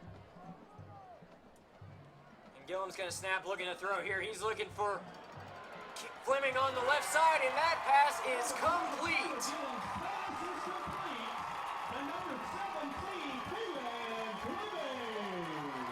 And almost immediately, Fleming making up for that holding penalty of a gain of about 30 yards. Will be placed at the 49-yard line. That's good enough for another Lakeside Rams. They were running a halfback slip screen. It bit the defense, and they threw it deep to Keelan Fleming. What a great yardage gain, and what a beautiful pass by the quarterback.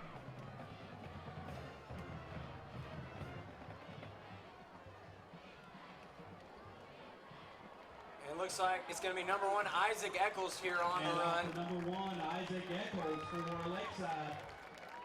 Making the stop for Lake Hamilton, number 21, Kanan Williams. Hayden Williams. Speedy sophomore is going to get 6 yards on that one. That's going to bring up 2nd and 4. And there you can see Coach Rockwell already game planning for that next drive on D. Brings up 2nd down for the Rams.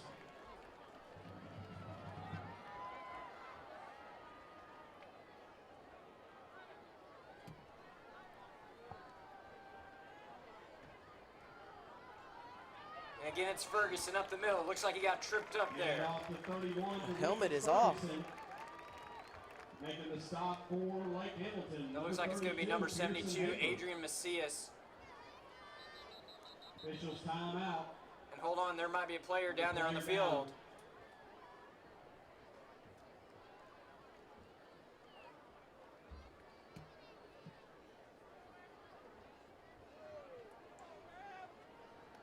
Looked like Ferguson might have been down there for a second, but he's right back up. They're going to spot him just short of the first down. Brings up 3rd down and a yard for the Rams. They spotted him just shy of the first down. It is now 3rd and 1.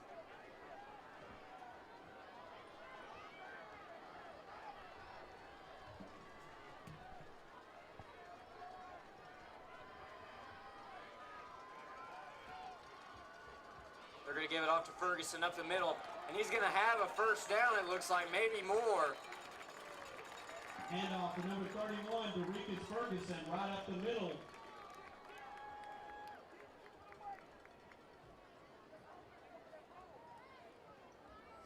Making the stop for Lake Hamilton, number 21. Indeed, it is good enough for a Lakeside first down. Good enough for another Lakeside Rams. So that power up the middle there by Ferguson is going to move the 6.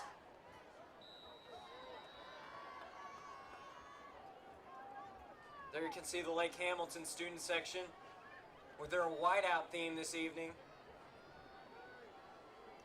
contradicting Lakeside's blackout theme. And the pass is complete there. It looked like it was number 2, Richard Gaston, on the reception. The It's going to be good for a gain of over 30 yards, and it'll set up the Rams with a 1st and goal. What a play action. 32, Hafer making the stop for Lake Hamilton. Again, the defense bit down on the running play. And great catch in traffic. Good enough for another Lakeside Rams.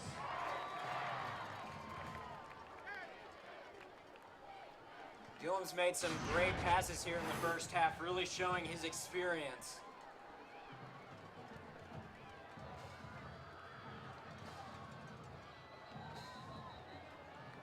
Penalty flag is down. It's going to be false start on the Rams. They'll back them up 5 yards. It'll be 1st and goal this time from the 13. You can see number 68, Calvin Ward, talking with Coach Rockwell. Ball will be placed at the 13-yard line. Looks like they're going over the next drive.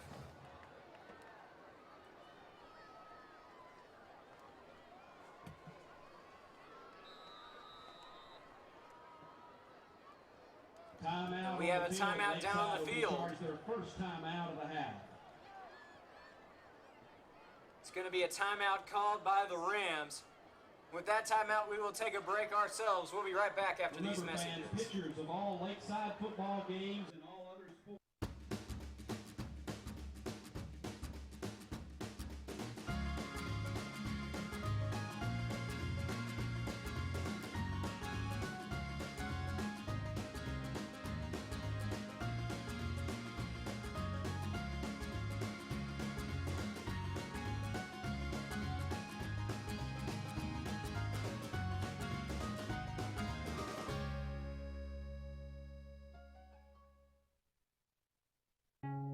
Before you can find your potential, you first have to find your path. At National Park College, our mission is to help you do both, with a university experience that's close to home. With career-focused education, help with job placement and a variety of programs to choose from, and a cost that's less than half of four-year universities, National Park College can put you on the path to a better education. Visit np.edu today and find your path. We are back live here at Chick Austin Field. Just over 6 minutes left to go here in the first half of play.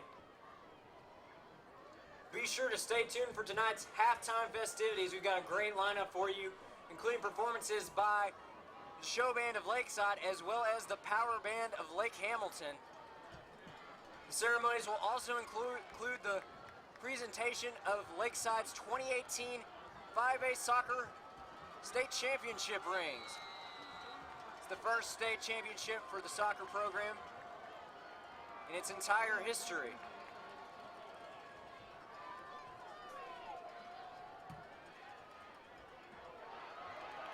Ferguson's going to bulldoze his way up the middle here. He's going to get inside the 5, down to the 4. 32, Pearson Hafer. They're down inside the 4, brings up 2nd down and goal for the Rams. And inside the 5 here, 2nd and goal. We've had some strong runs tonight. Here's another one. Enriquez finding his blocks and hitting the holes. Behind number 55.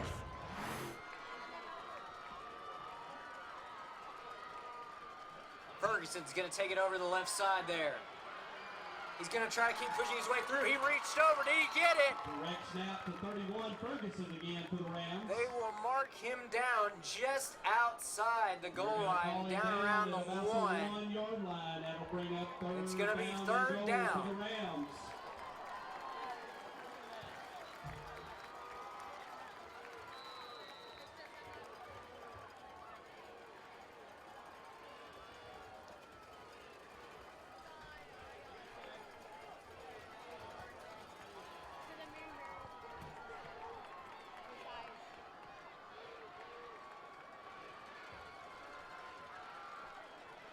There's a run up the middle by Ferguson.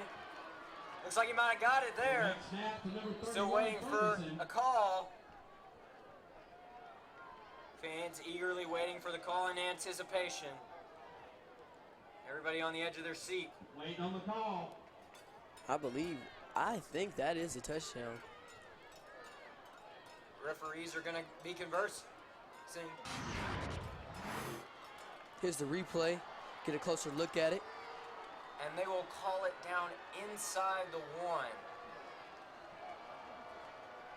So it'll be 4th and goal now for the Rams.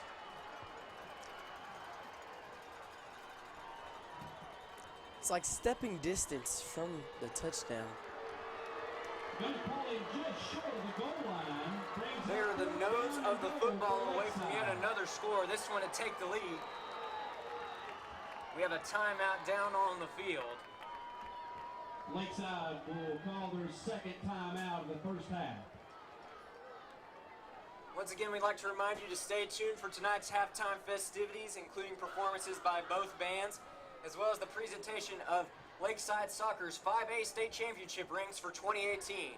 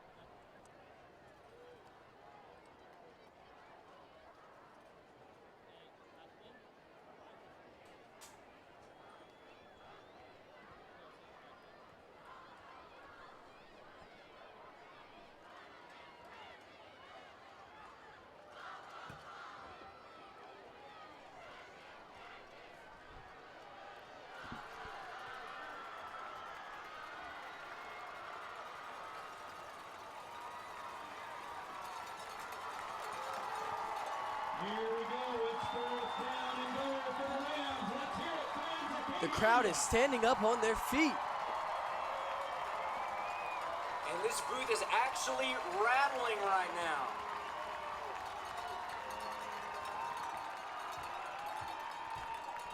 There's Ferguson. He found a break in the defense, and it is a touchdown for Lakeside. Derekus Ferguson with his second touchdown of the evening. His second touchdown overall early in this campaign. And the Rams have taken the lead for the first time in this ballgame. Donating $50 for every Lakeside touchdown.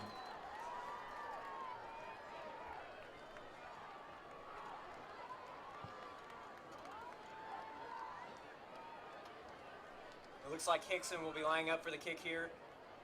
Sophomore quarterback number 10, Will Ross, holding the kick.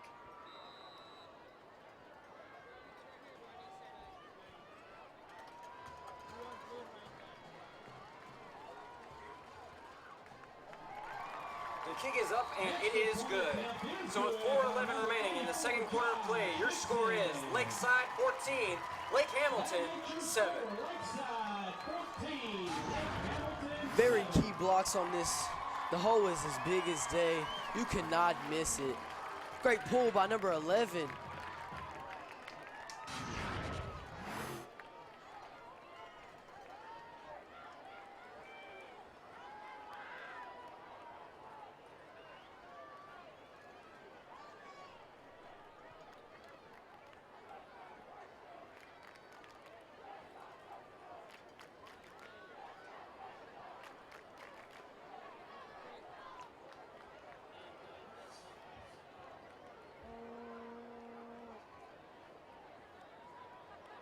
Lakeside will kick off. Tonight's kickoff is sponsored by Riser Ford.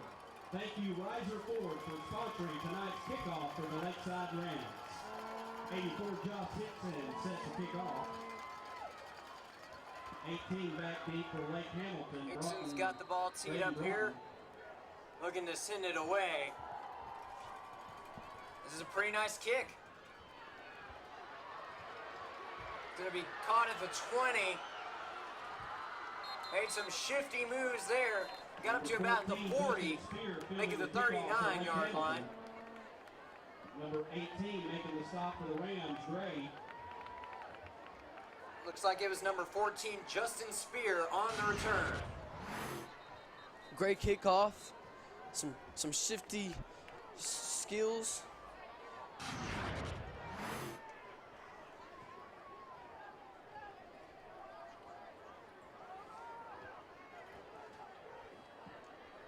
We have an official's timeout. We have a player down. An official's timeout is called.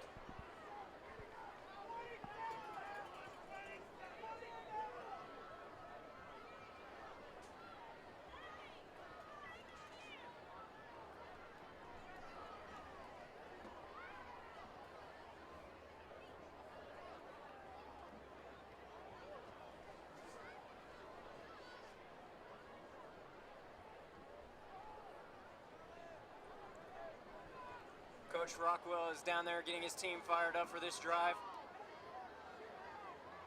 He has a lot of experience with big games such as this one with his experience in high school football down in Texas.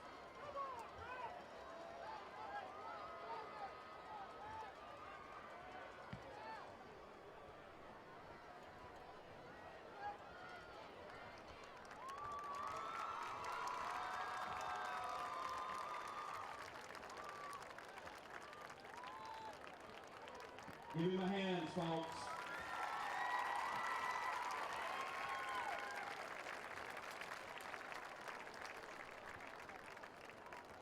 Got some handshakes and high fives going on down on the line there. Another display of the great respect these two programs have for each other. Lake Hamilton has the ball, first down and 10 from their own 39-yard line.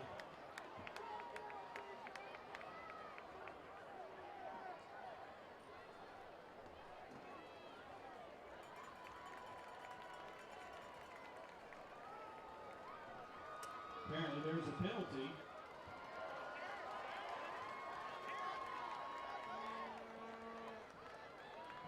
Now they're going to start from the 25. First and 10, Lake Hamilton.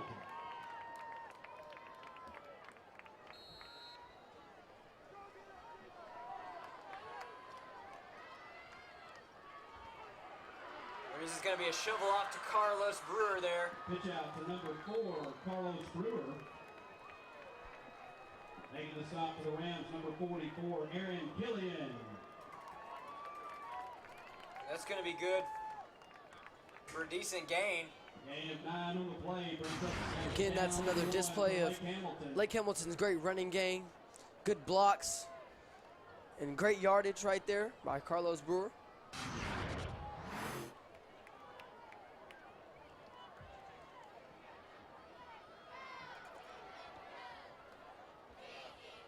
Handoff again to number 4, Carlos. Looks like it was another handoff there to Carlos Brewer. This one's going to be good enough for a Wolves first down.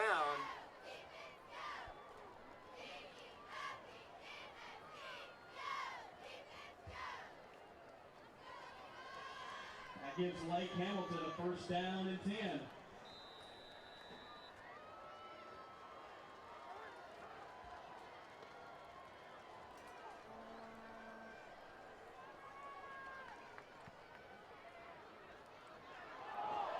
And the ball is out. Fumble on the play. We'll see who got it.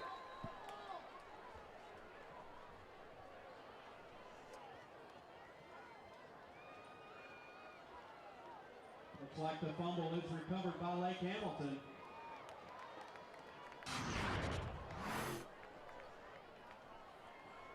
Again, in traffic, the ball came out.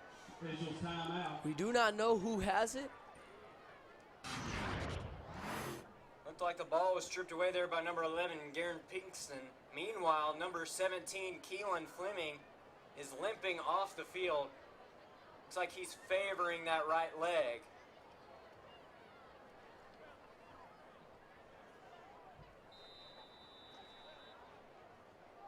Hopefully it's nothing too severe and we'll see him back in this ball game very soon.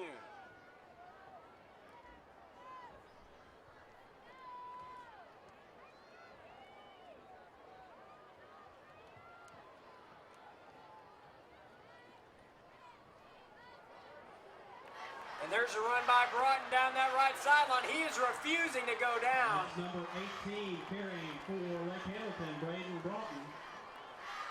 And making the stop for the Rams, number 18, Gray. Big game for Lake Hamilton, gives them a first down and 10. They did the running game. It was a reverse. Great blocks. The defense didn't know what was coming, and he set the speed on boost.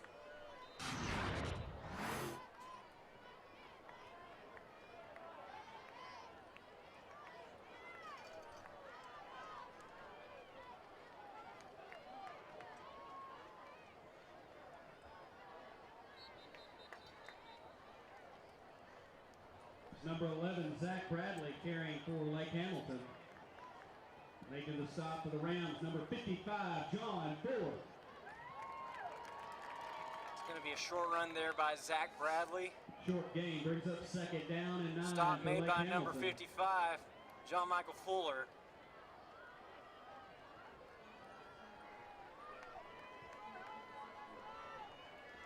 Bradley, one of the Wolves' many running options, has some ties to Lakeside, actually attended Lakeside Middle School. Meanwhile, here's a run by Carlos Brew down that right sideline. And it's going to be a touchdown for Lake Hamilton. Carlos Brewer into the end zone. Touchdown, Lake Hamilton. What a big moment for the sophomore running back who also has Lakeside ties. A display again of their strong run game. He just found him some open field and took off, and that resulted in a touchdown. That is again Carlos Brewer.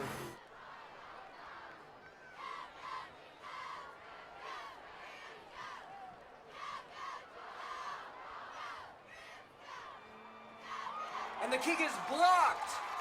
Extra point attempt is no good. Looked like number 2, Richard Gaston, made a block. 14, Lake Hamilton 13. Just looks like the kicker, the holder didn't get a good hold of that one, and the kicker didn't get to kick it. It was no good.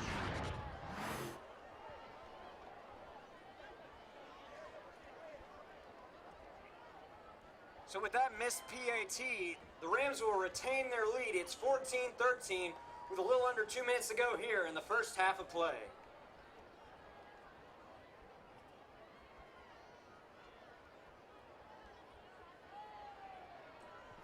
There you can see sophomore number 24, Will Perigo, member of last year's junior high conference championship team. There you see number 87, Sawyer Lamb. He's made some very impressive receptions here in the first half of play,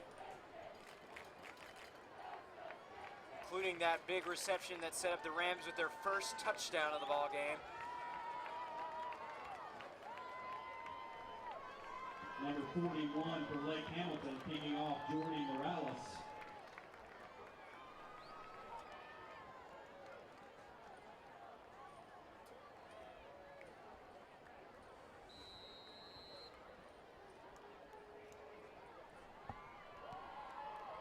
And the kick is away, and it's a pretty good kick there.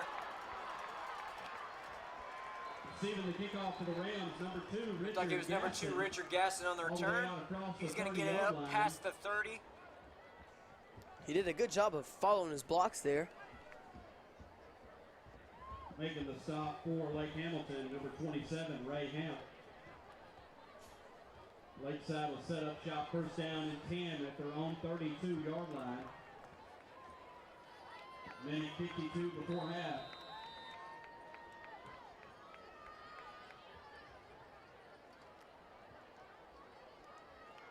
It's been a great atmosphere here tonight for the return of the Battle of the Lakes. This is also Lakeside's first true home opener since 2013. There was a quick shift there at the beginning of the play. Ferguson's going to run down the right side there, going to get a modest gain. Looks like it was a little short of the 40. Making the stop for Lake Hamilton, number 47, Nassala.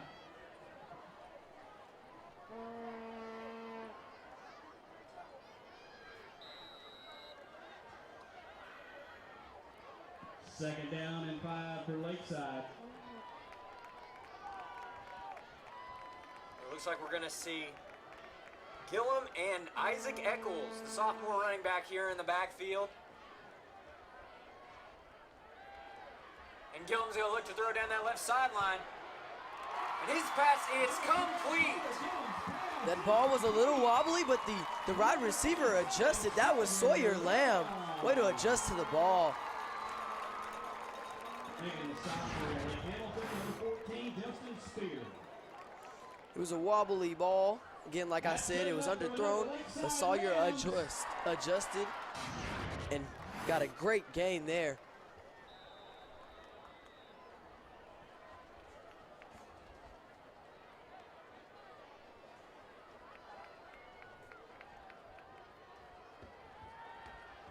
Gillum's going to look to throw deep again. And he had a receiver, just, there's a lot of traffic. Well, not a lot of traffic, but couldn't really see over the defender. He dropped that one. That stops the clock. We're at second down and 10 for the Rams.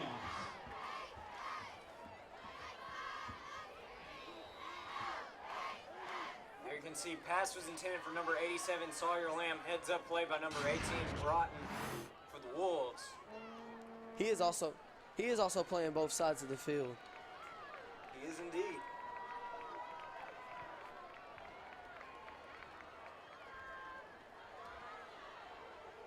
It's going to be a quick dump pass. Halfback split screen right there. For the Rams to number 1, Isaac Eccles. Ran out of bounds by number 14, Justin Spear.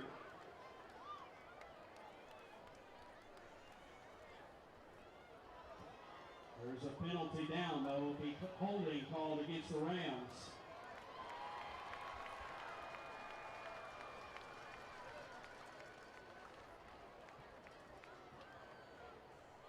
Looks like a holding call against 72 right there. Rams will replay second down.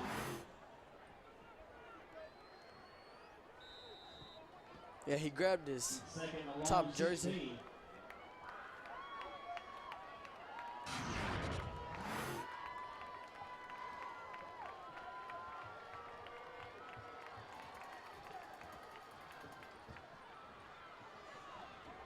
Gillum looking to throw, overshoots his target. Gillum's pass is incomplete for Lakeside. Intended for number 19, Ty Davis. Number 19, Ty Davis, was the intended receiver on the play.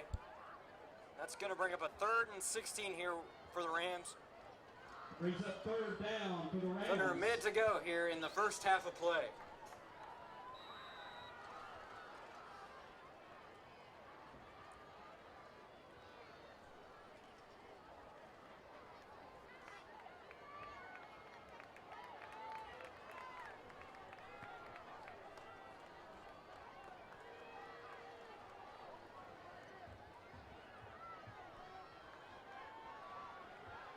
Gillum's looking to throw deep again.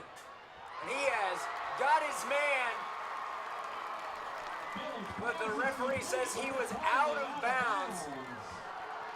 What a snag, but it was just, the ref says it was out of bounds. But that was a great snag by Sawyer Lamb right there. But they're calling him out of bounds. It'll bring up 4th down for Lakeside.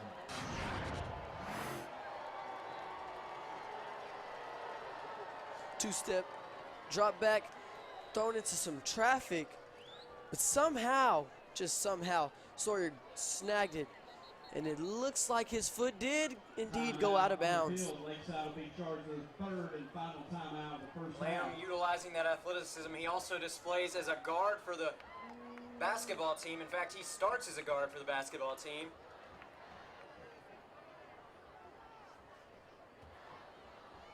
Again, a beautiful snag, just clearly out of bounds.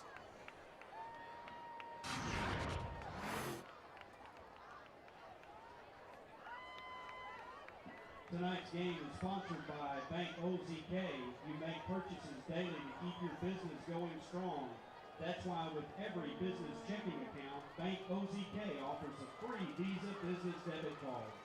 And with instant issue, you can walk out of our office with a new Bank OZK debit card in hand.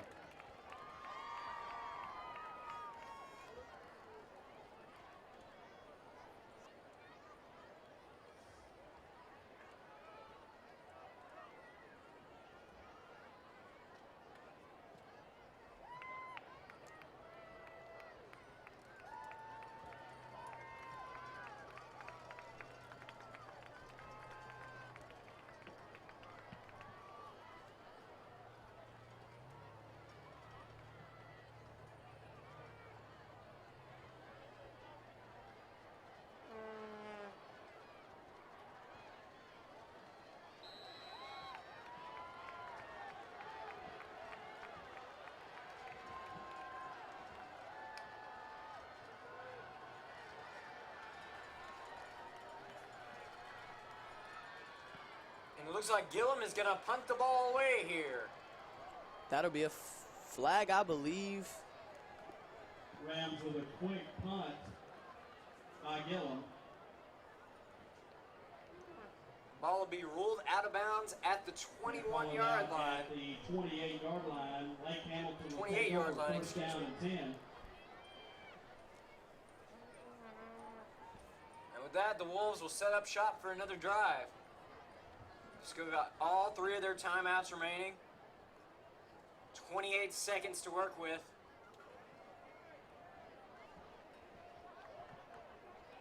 A lot could happen in the next half minute of football.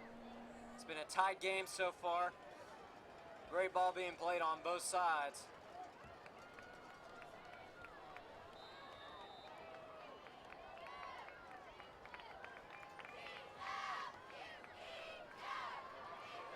And there goes Brewer powering his way through.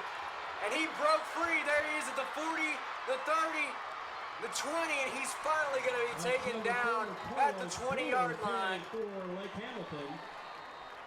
Look at him go. It's number 2, Richard Gaston, making the eventual stop. Some great key blocks.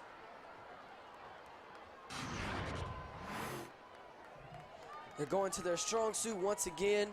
Found an open hole, great blocks, then turned on that speed. Got called by Richard Gaston though.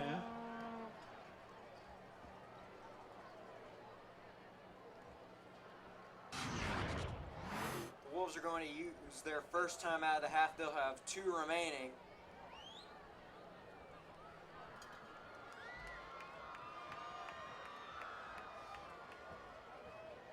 And with just 1 play, the Wolves are now knocking on the Rams' door.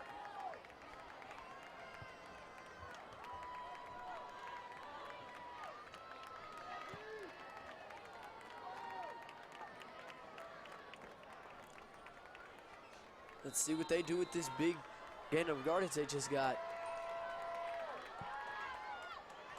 Broughton's going to get And the off ball to here. number He's 18, going to Braden Broughton for Lake run for a Hamilton. few yards. Making the stop for the Rams, number 57, Zachary Nguyen. Lake Hamilton will call their second timeout of the first half. Again, he went back to that spin move that he got stripped away from him early in the game. And there we could see the Wolves meeting with head coach Tommy Gillerin. Coach Gillerin has personal experience in this rivalry. In 1988, his senior year, he caught a half-back pass that put the game out of reach and secured victory for the Wolves.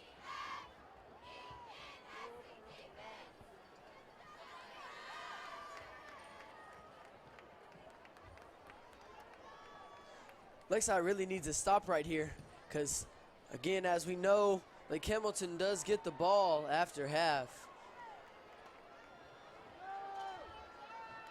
Here we go, second down and 8 for Lake Hamilton. Student section's on their feet. Flag is down on the play. Just under 7 seconds remaining on the clock. False start. It's going to be false start on the Wolves. Looked like they had a great play set up right there. A little too excited on the line, though. Now the Wolves will face an interesting situation. They've got about 7 seconds left.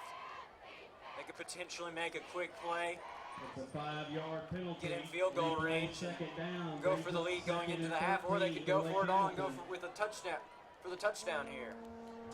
Yeah, I bet you they're going to try to do a play-action pass and try to get the defense to bite down on a run play to Carlos and throw it over the top.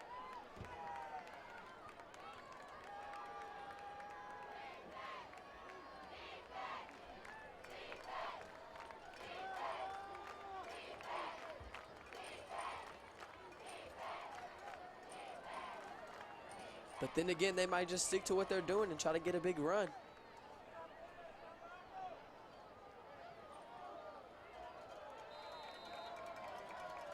Risky to even run a play if you have a good field goal kicker, but. And now Napier's looking deep. He might have his man, and pass is incomplete, but penalty flags are down. Pass is incomplete, but there's a flag on the play. Coach Rock is upset.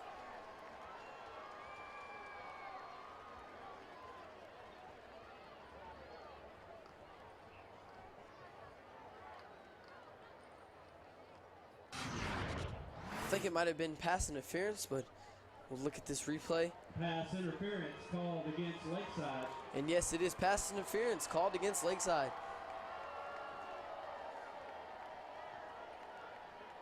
Looks like it was number 26, Ian Shelley, the junior, that was charged with the penalty.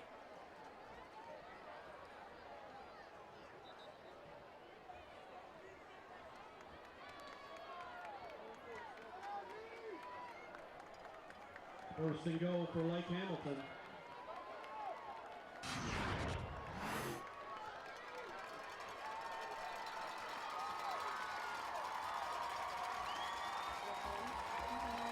The call should have been reversed the other way. It should have been a penalty on Lake Hamilton's wide receiver. He threw him out the way. But hey, we won't doubt our refs out here. And now you can hear the Rams rumbling here. They are on their feet, and they are going absolutely crazy right now. We really need to stop right here. We really need to stop. 3.6 seconds, and it looks like the Wolves are going for a touchdown. Oh, that's offsides on the defensive line there. I believe that was number 55. Encroachment called against the defense. Again, that's approachment on the defense. Take another look here.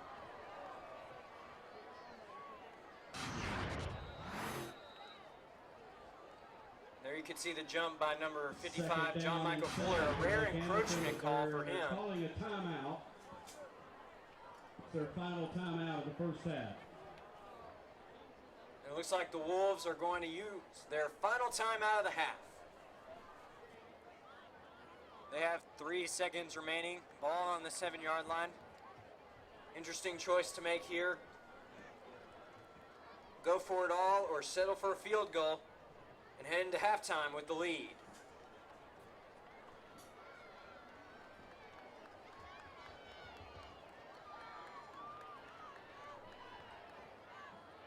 Either way, they get ball at half. So we'll see what they do.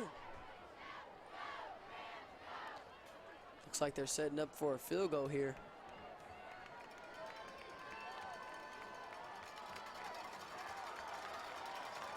Lake Hamilton's going to attempt. And with the half winding down, it indeed looks like they're going to go for the field goal.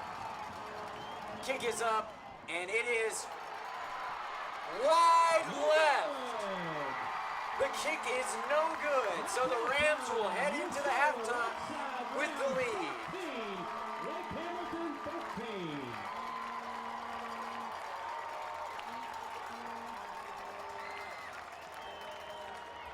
The direction was just off. Fans, listen up. Just off. Please direct your attention to the field.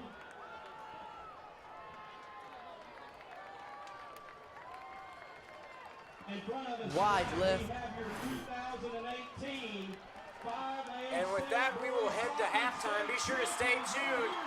Right now, you can see them, the 5A boys soccer state champions. The Rams celebrating their first state championship here tonight What a special group of young men securing their first program state championship with a 4-3 victory in Fayetteville. Congratulations, boys. Congratulations. Back in the spring. Let's hear it, fans. Let's hear it. First time in school history. As you can see, they're showing off their rings down there. And the support from the Lakeside Rams.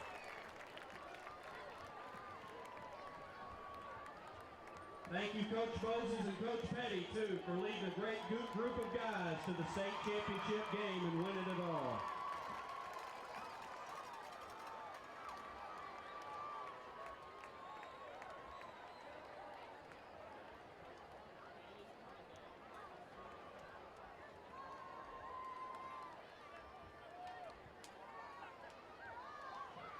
Special treat tonight, we have a combined performance on the field with Lake Hamilton and Lakeside.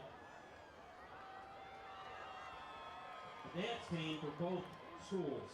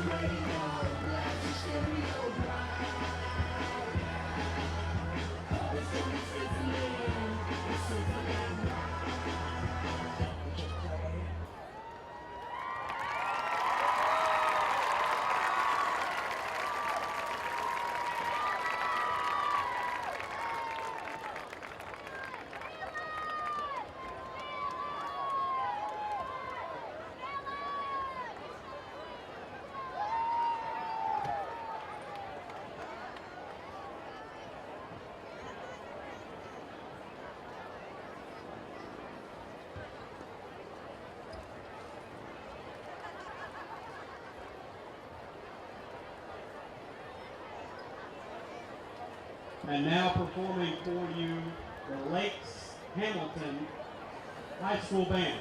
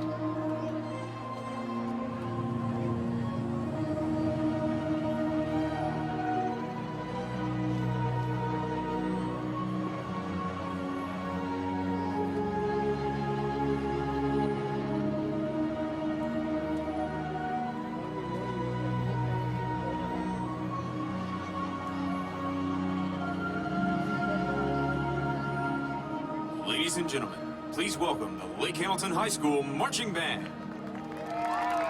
Tonight, for your halftime entertainment, the Power Band will present their Bands of America competition show, The Midas Touch.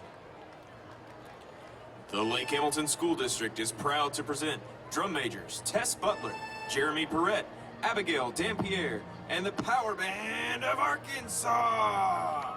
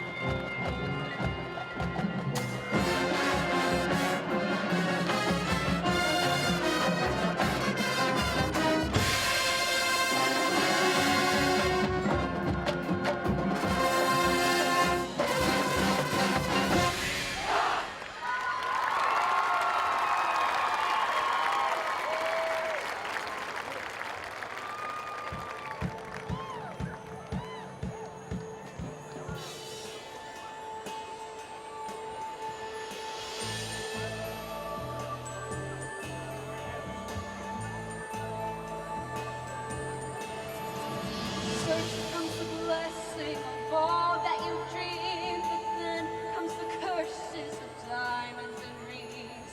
Only at first did it have its appeal, but now you can't tell the false from the real. Who can you trust?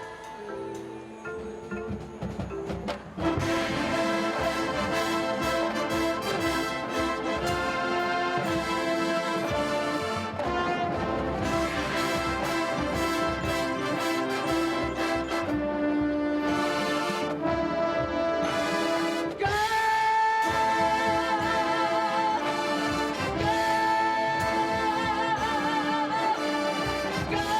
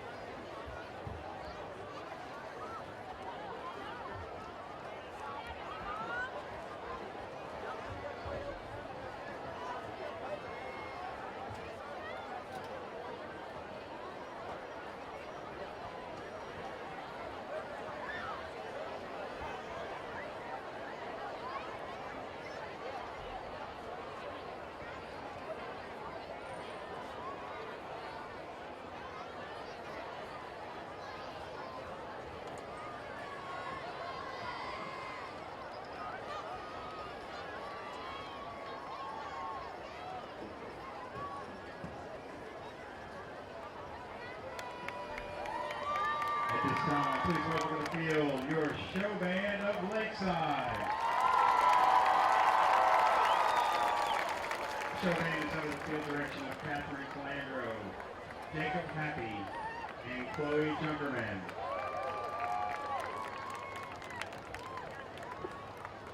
Tonight's show band will unveil the first part of our 2018 show titled The Greatest Generation. This year's show honors those who grew up in the shadow of the Great Depression in World War I, fought in World War II, and saw our country to prosperity. We will feature trumpet soloist Colton DeWill,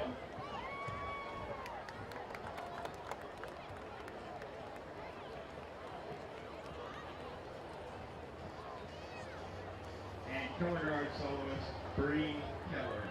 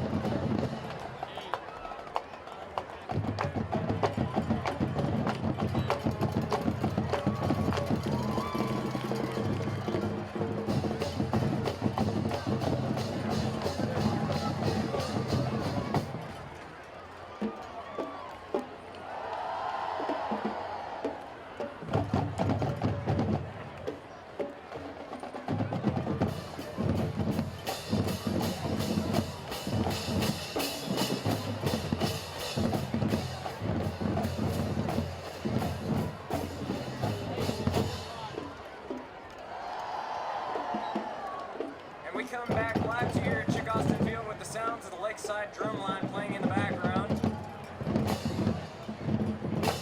It's definitely been an exciting atmosphere for the return of the rivalry of the Lakes. First time Lakeside and Lake Hamilton have met at this stadium since 1998. First overall meeting since 1999.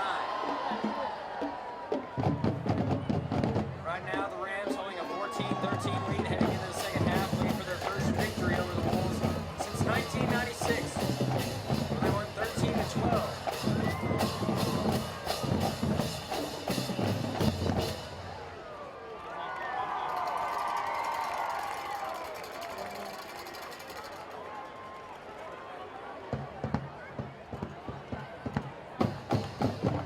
See the Lake Hamilton staff and players getting ready for the second half of play.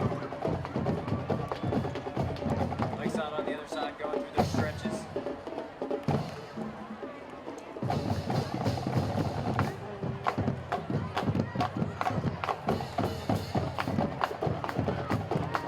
Both teams have had some sizable success on both sides of the ball. Lakeside making some great defensive stops there at the end of the first half. Lake Hamilton made some great defensive plays spread throughout that whole first half. Wolves also utilized their run game. Had some great success with that, and the Rams found success through airing it out and long. Gillum's been connecting with some of his favorite senior targets all night long. We've even seen him passing it to a few newcomers.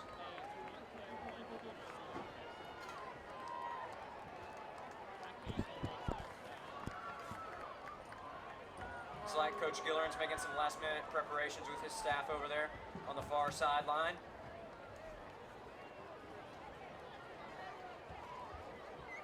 Coach I need McBride's Valerie meeting with his Pinkston to the players over on complex the to other meet end. the ambulance, please.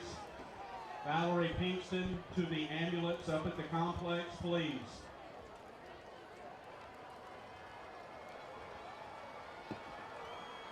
Coach Mo talking it over with the special teams unit. Of course, he is the head coach of the Lakeside soccer program. They received their rings for their state championship win earlier here tonight.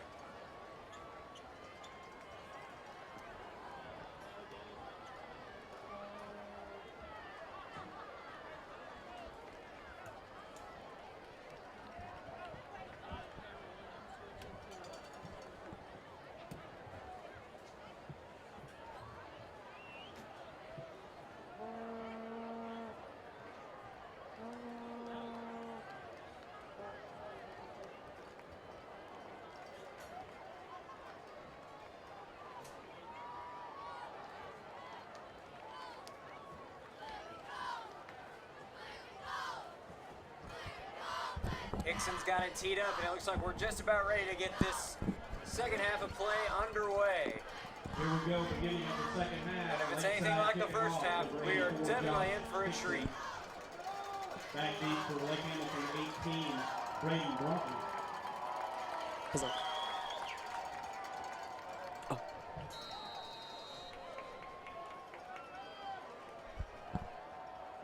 The kick is away, and with it, the second half is underway.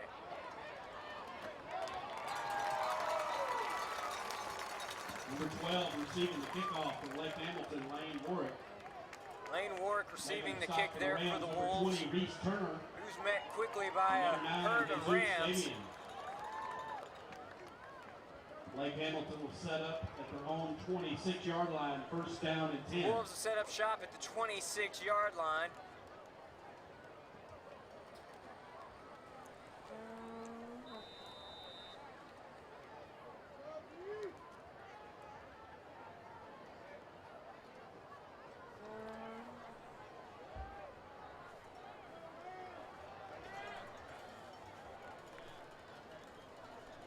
There's the give off to Brewer on the right side. Of course, he had that big run to close out the second half.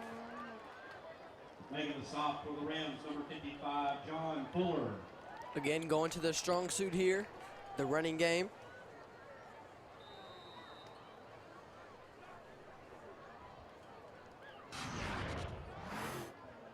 Still, the blockers still doing their job, and Carlos is finding holes.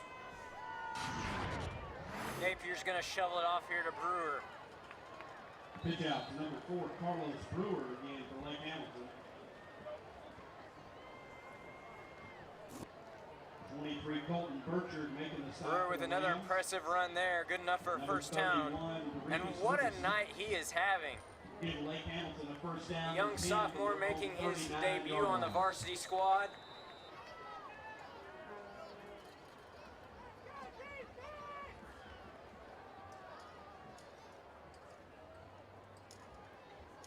He's really been carrying their offense except for those fumbles he had, but other than that.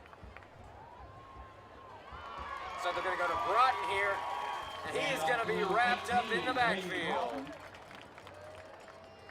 Penalty flags are down on the play. Making the stop for the Rams. We'll see what the call is. Flag on the play, though. Holding against It's going to be holding on the Wolves. Number 2, That'll Richard back Gaston them up making the 9 stop yards, for the setting them Rams. up with a 1st and 19. Replay first down. Call it 1st and 22 for Lake Hamilton. In fact, they have spotted the fall. They spot the ball back at the 28 following the foul. It will in fact be a 1st and 22 here for the Wolves. Flag on the play again. False start called against Lake Hamilton.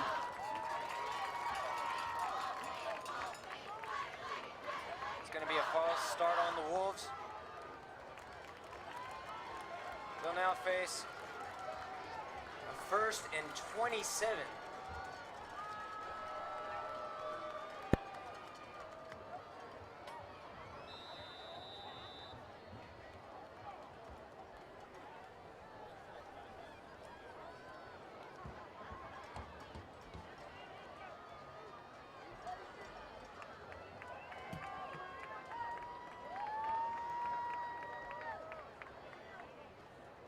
They're going to give it off to Broughton this time on the right side. What a And great there he goes play down action. that right sideline.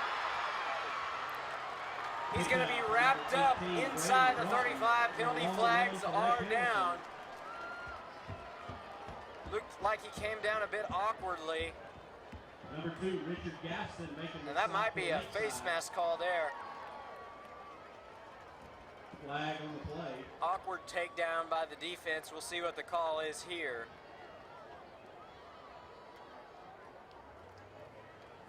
And indeed it is face mask. Personal penalty face mask called against the Rams. So we had that great play action. Carlos faked it like he was getting the direct snap. The quarterback pitched it back to number 18, and he was off to the races. Yes, that was a face mask. Awkward takedown.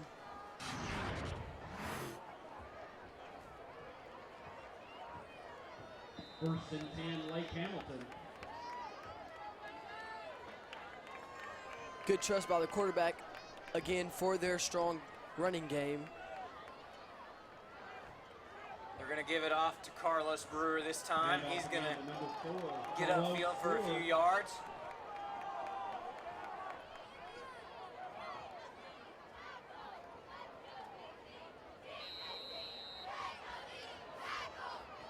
There's a penalty flag down on that last play. Meanwhile, take a look at this replay sponsored by National Park College. Sideline only against Lakeside.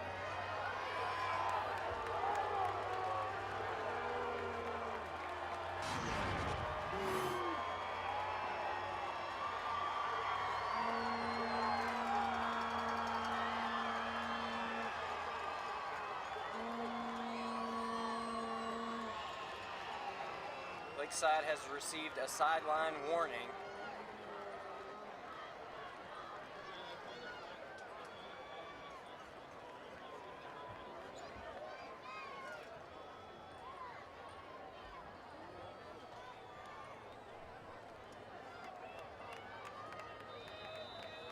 The key here for the Rams defense is to bend but not break. They got to make a stop here. Wolves facing Brewer again for Lake Hamilton. first and goal situation.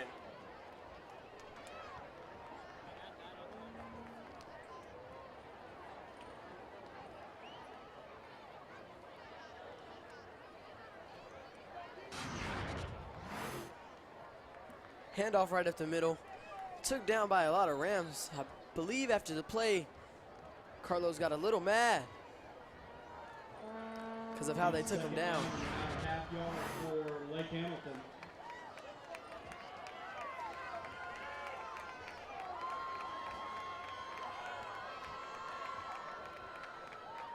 There's a give off to Broughton, and Broughton's going to be wrapped up in the backfield.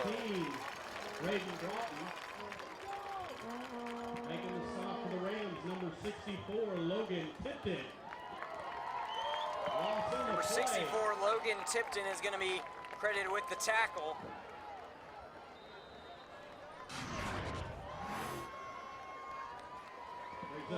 The quarterback was under center.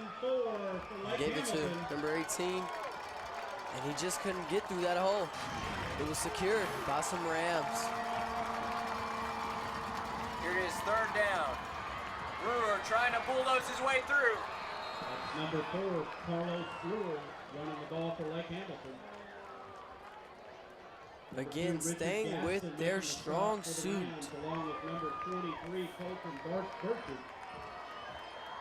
Carlo was trucking ahead, trying to get the touchdown. He started at about the 1 yard line.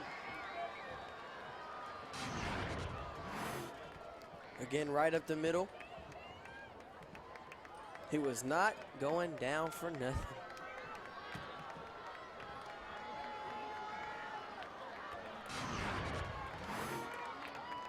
They're going to give off to Brewer and have him try to power his way through. And the ref's already indicating a touchdown for Lake Hamilton. Into the end zone, touchdown, Lake Hamilton. And what power does Carlos have?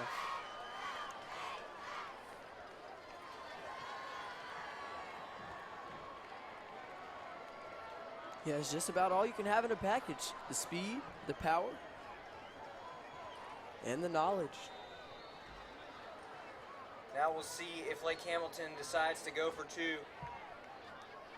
Try to extend it to a 7-point lead. I'm sure that Lakeside needs a touchdown and an extra point to tie up the ball game. And there's a stumble by the quarterback.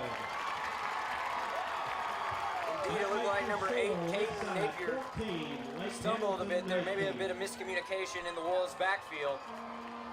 Nonetheless, the 2-point conversion is no good. So the Wolves' lead will hold at 19-14 with 7:46 remaining in the third quarter of play. Tonight's game is sponsored by Bank OZK. We're building community one relationship at a time. While the teams switch sides, we're going to take a quick break here at Lakeside TV. We'll be right back after these messages.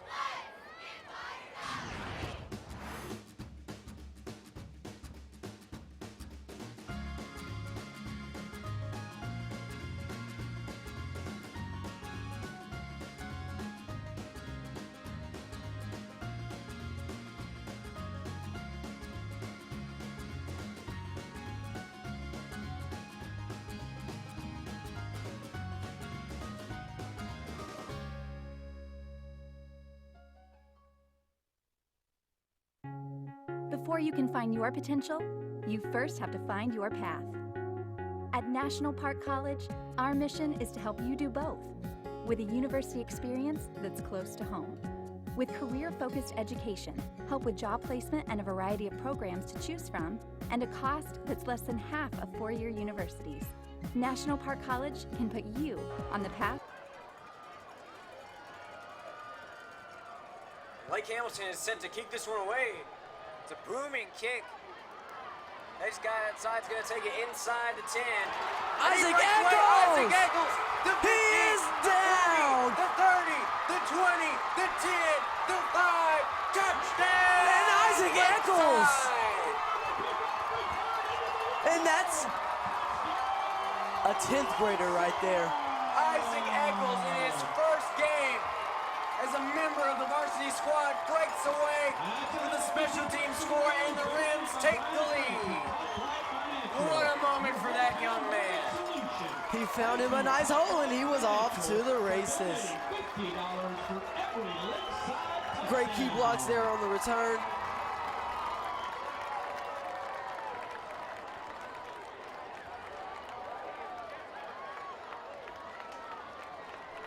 I don't really think that could have gone any better.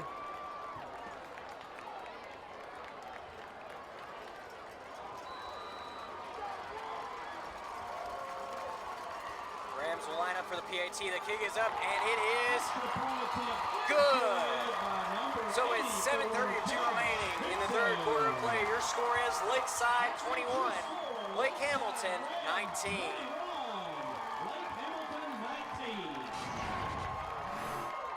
It's a kickoff.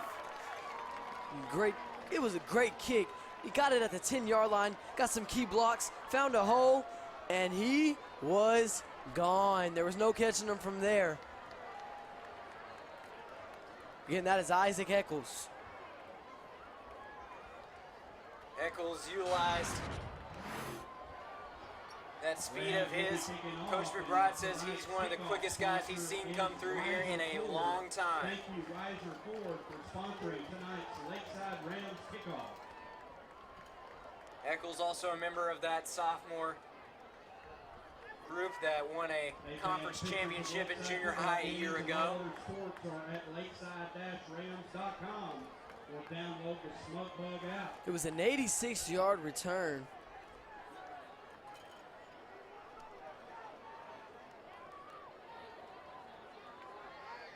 Again, way to utilize the speed. Back deep for Lake Hamilton, number 14, Justin Spear.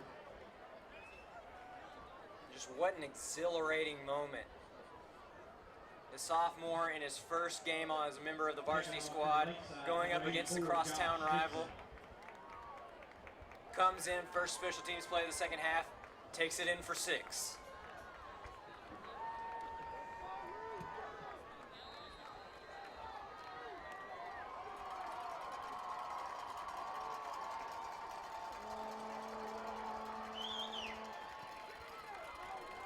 The kick is away. It's number 12, Lane Warwick on the return. And he's going to be taken down just past the 30-yard line.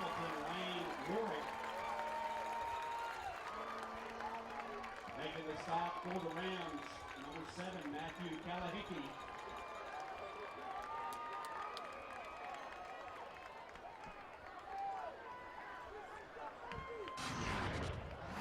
It's a kickoff by the Rams. Returned by Lake Hamilton.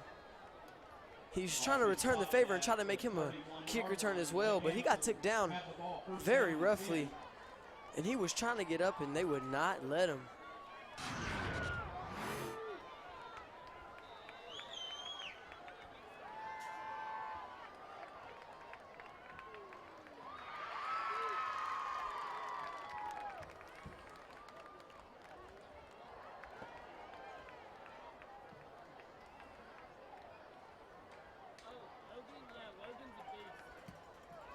Looks like it'll be Napier and Brewer back there along with Broughton in the backfield.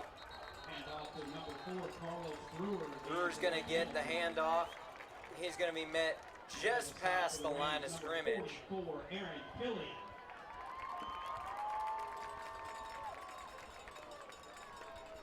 It'll be second and medium here for the Wolves.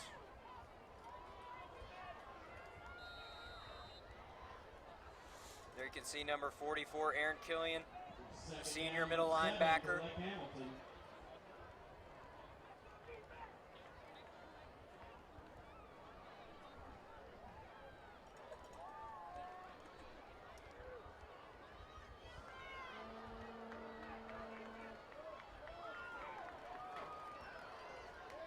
That's number 4 again, Carlos. Another run for number 4, Carlos Brewer. And again, he'll gain minimal yards before being taken down. And it looks like there is a player down. Looks like it's a Ram.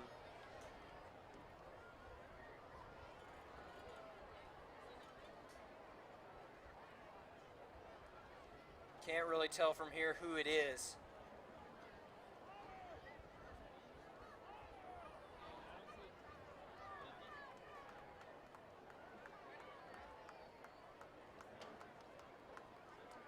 I'd like to thank the Hot Springs Convention Center, Visit Hot Springs, Tractor Supply Company, and Rent a Center.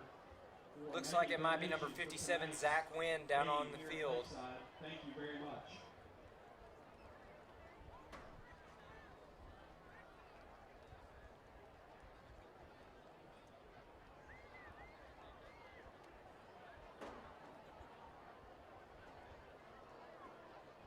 Also like to thank Lake Ice for donating quite a bit of ice for us this evening. We can't forget about the Lakeside alumni for today's pregame meal to feed the boys.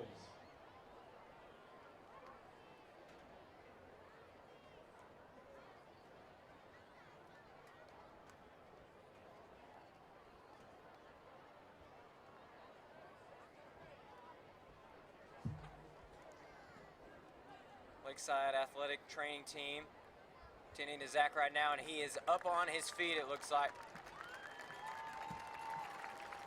Give him a hand, folks. Looks like he might be favoring that right leg. He is receiving some much-deserved love right now from the Lakeside fans. And again, I think that Keelan Fleming had the same issue. It was his ankle.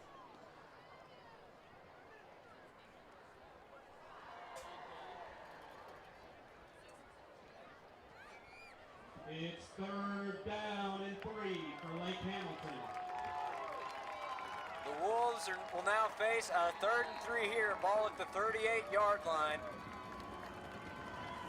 The Rams A are getting stop here fired would up. be big for the Rams.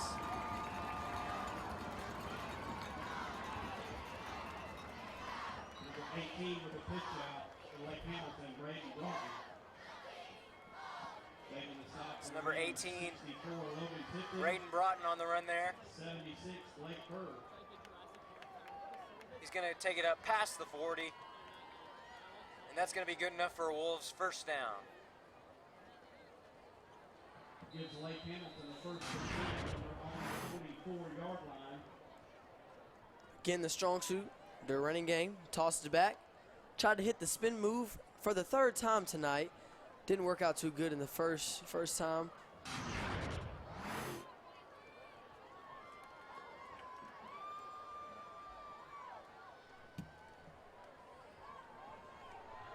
It's a fake. Lake Hamilton's pass. Napier was looking for number 20, Caden Kemp. 20, Caden Kemp. That'll bring up 2nd down and 10 for Lake Hamilton.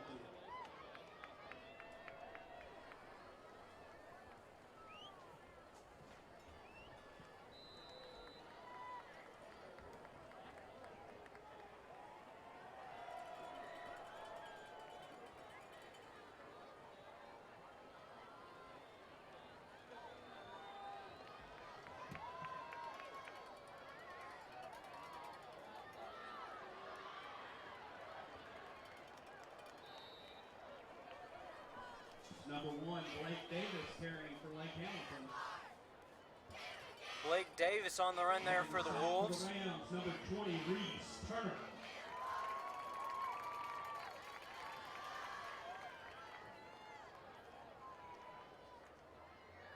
Brings up another 3rd down and 3 for Lake Hamilton.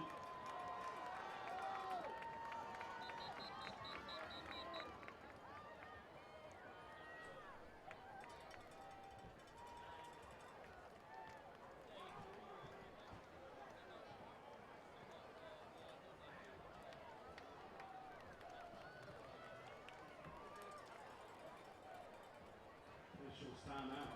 There you can see number 55, John Michael Fuller, being tended to by our athletic trainers team here at Lakeside. Set the game clock to 5:25.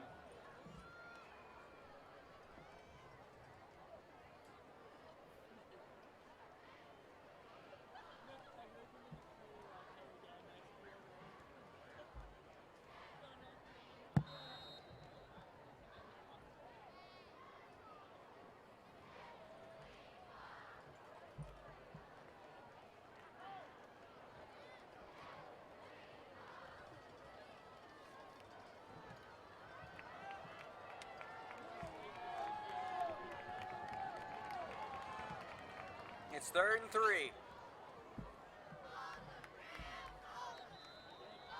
Run to the right side there by the Wolves, and it'll be good enough to move the sticks. Making the stop for the Rams again, number 20, Reese Turner.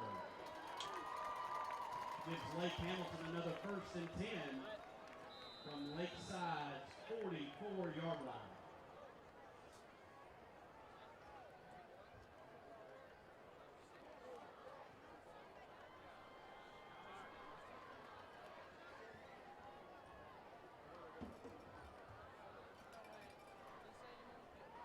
And there's a fake. Looking to throw. He's going deep, and the pass is caught.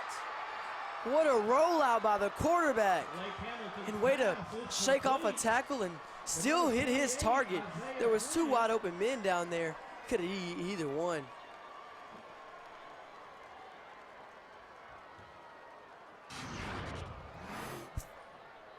Looks like the defender fell down there and got a tackle shooken off the quarterback. And he threw it deep. And what a brilliant, amazing catch by number 28 of the Wolves. Looked like it was number 2, Richard Gaston, who fell on that play.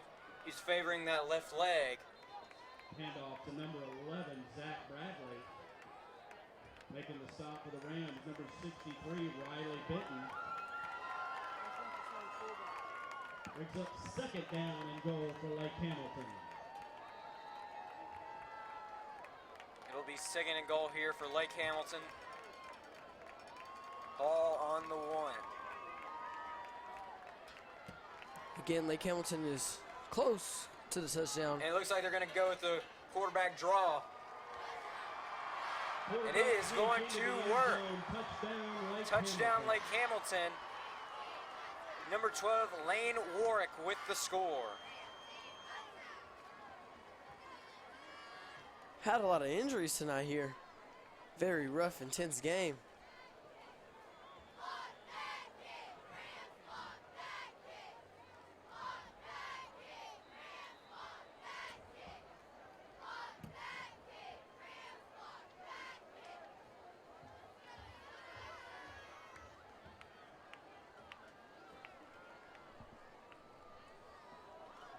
And the Wolves are set to go for 2 here.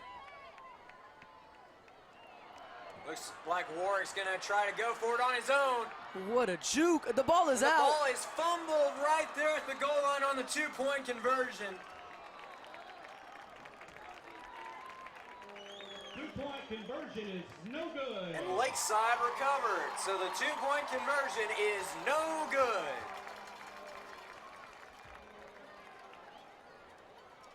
There is a flag down on the play. Flag on the play. Looks like holding against the Rams. It's holding against Lakeside. To retry the conversion. And Lake Hamilton will get to retry the 2-point conversion here.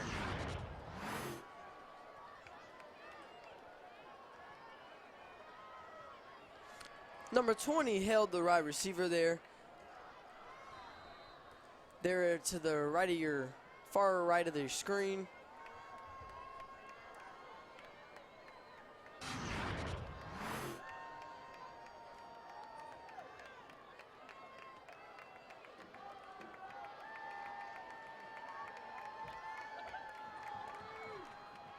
Here's the 2nd attempt at the 2-point conversion. This time, they did the same exact play. Just got in this time, but there is a flag on the field. Holding against Lake Hamilton.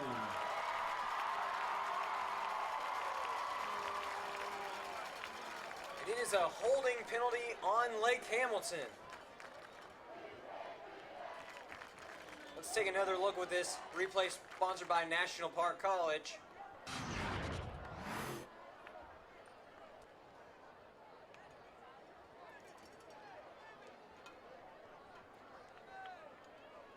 And there you can see it was number 11, Zach Bradley, got a little bit too physical there with number 20, Reese Turner. Moving the ball all the way back to about the 22-yard line.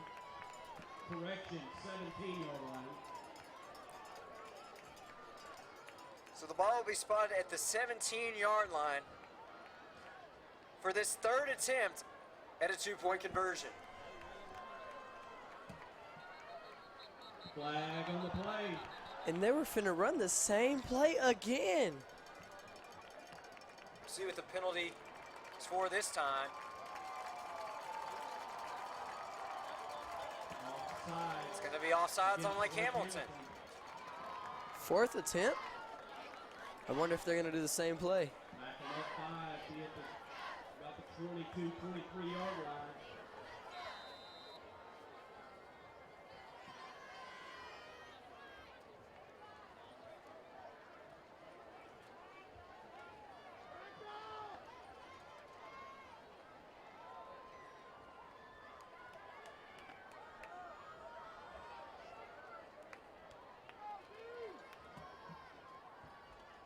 Warwick's going to look to throw, going for the 22-yard 2-point conversion, and they are short. The pass was complete.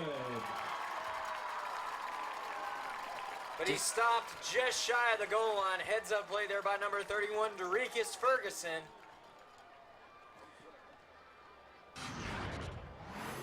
That makes your score, Lakeside. Again, this was their fourth attempt at this 2-point conversion.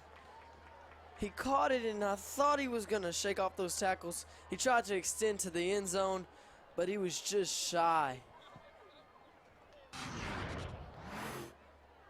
So following that failed 2-point conversion, Lake Hamilton will now hold a 25-21 lead over the Rams with 4:07 to go in the third quarter of play. Number 1, Isaac Eccles. Number 19, Ty Davis. Kicking off for Lake Hamilton will be number 41, Jordy Morales.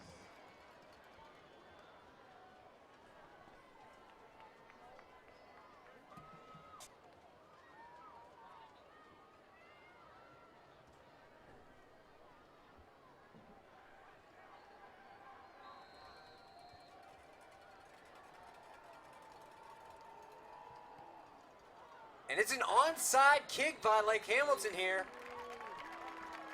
Lakeside recovers the kickoff. Interesting play call choice there. The Rams will have the ball now at the 46-yard line. They tried an onside kick here. He tried to scoop it up off the ground. He fumbled it, but he fell right on top of it to recover. Set up. First down and 10 at their own 46-yard line.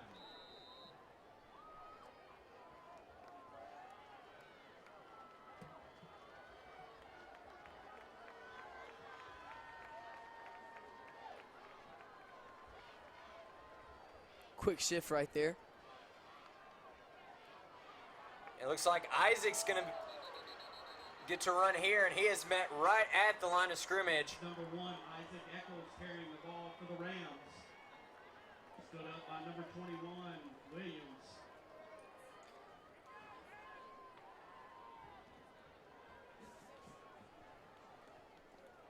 Brings up second down for the Rams. They did a quick shift there.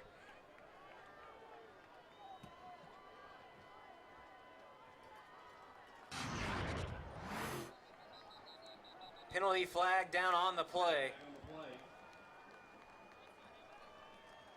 False start on the Rams. 5-yard penalty. Replay second down. Be second down and 15 for Lakeside. Lakeside will now face a 2nd and 15 with the ball on their own 41-yard line.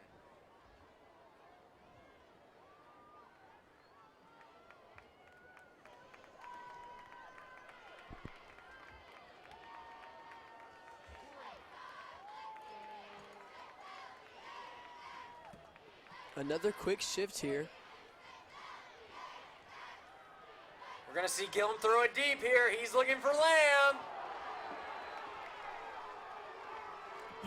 Fans are arguing that should have been a pass interference.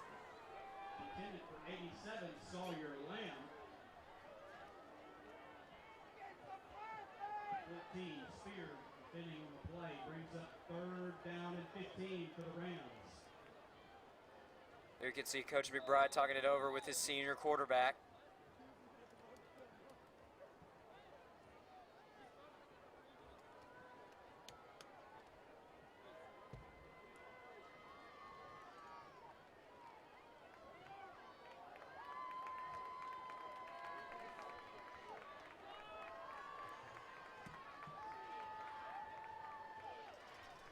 Gilman's going to look to throw again, but he's feeling the heat.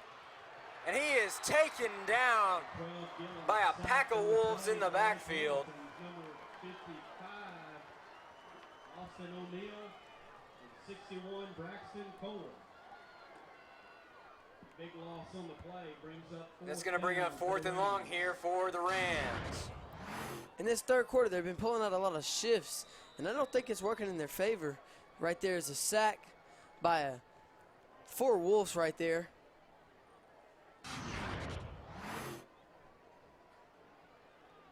Momentum have shifted here.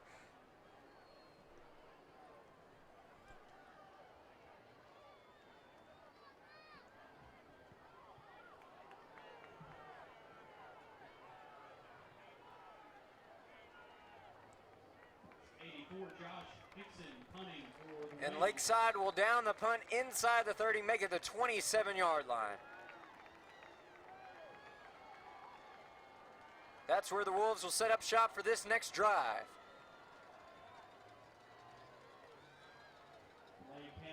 Just over 2 minutes to go here in the third quarter of play. The Wolves 4-point lead over the Rams.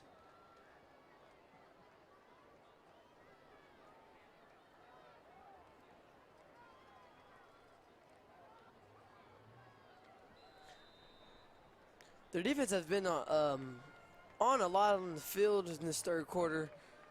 I believe that was their first possession on offense right there. Meanwhile, here's a run from Carlos Brewer. And that's going to be good enough for a Wolves first down. Making the stop for the Rams, number 17, Fleming, and number 20, Turner. Gives Lake Hamilton a first down and 10 from their own 42-yard line.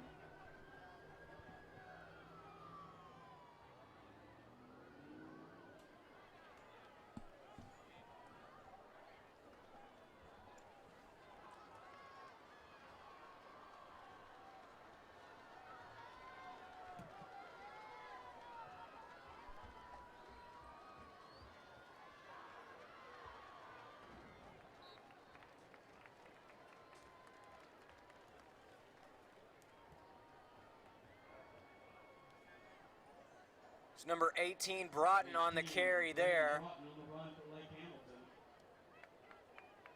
77, Ryan Pelt, stop for the Rams. So they handed it off, had the fullback leading. A good 4 Rams were there to bring them down. Got off their blocks and chased down the running back. And here in the third quarter, it seems that the Wolves have shifted from having number 8, Caden Napier, to number 12, Lane Warwick as their quarterback. Looks like they might go with him as the option for QB from here on out. Number 18, Braden Broughton again carrying for Lake Hamilton. Making the stop for the Rams, number 55, John Fuller.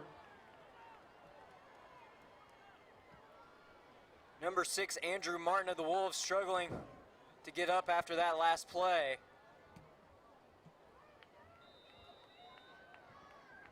Favoring that right leg. Another ankle injury on the same. That's 3 tonight.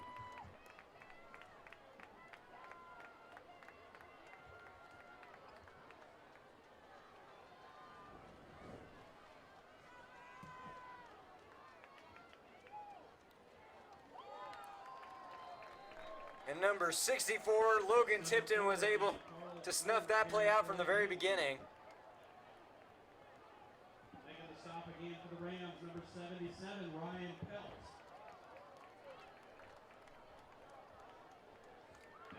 And that play will in fact be the last of the third quarter. So with 36 minutes down, your score is Lake Hamilton 25, Lakeside 21. And that break was very needed because the defense had been out there for a long time, and they looked like they were needing a break. How about them Lakeside Ram cheerleaders too, folks? Give them a hand. Speaking of breaks, we need one ourselves, so we'll be right back here after these messages. To a better education.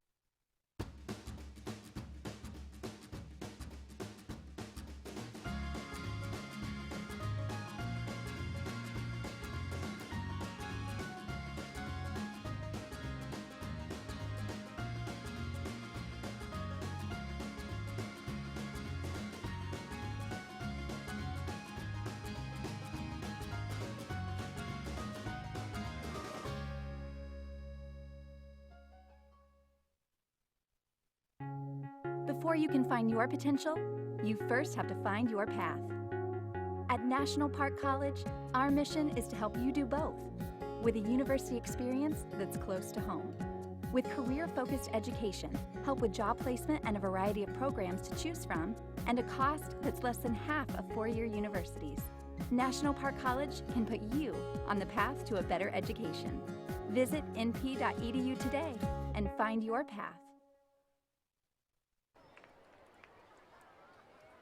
We are back live here at JW Chick Austin Field for the thrilling conclusion of this revival of the Battle of the Lakes. It's been a great game so far. Wolves have possession to start off the fourth quarter play. They hold a 4-point lead over the Rams, facing a 2nd and 9. Looks like there's a miscommunication there in the backfield. Warwick's trying to dance his way out of danger.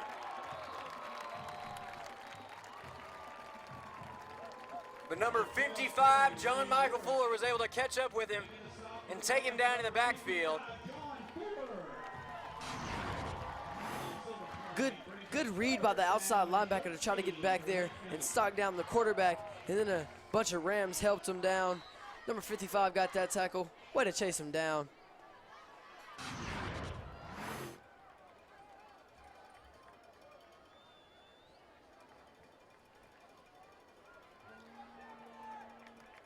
The Wolves will now face a 3rd and 13, ball at midfield. And Warwick's looking to throw again. It's the ball is fumbled, and Lakeside fell on it, it looked like.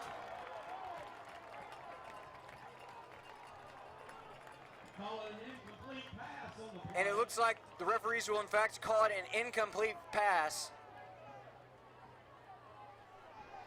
That brings up 4th down for Lake Hamilton. We take a look here, and it looks like that ball was stripped, it looks like. Warwick maybe just got enough motion, forward motion, for it to be called an incompletion. Definitely a close call. Yeah, definitely. And this is a booming punt. Isaac Eccles on the return. Good. Makes a move. And there he goes down that sideline. Either way, I do believe it's coming back. I think there was a rough block down there once he first caught the ball.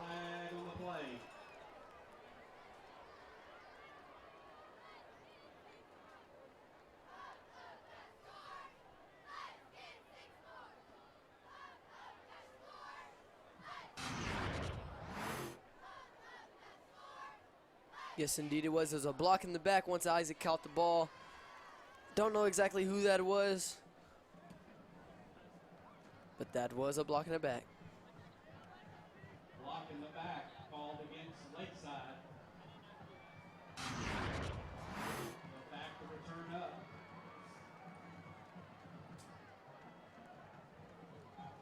And here comes the Rams offense out to start another drive. They'll start with the ball on their own 9-yard line.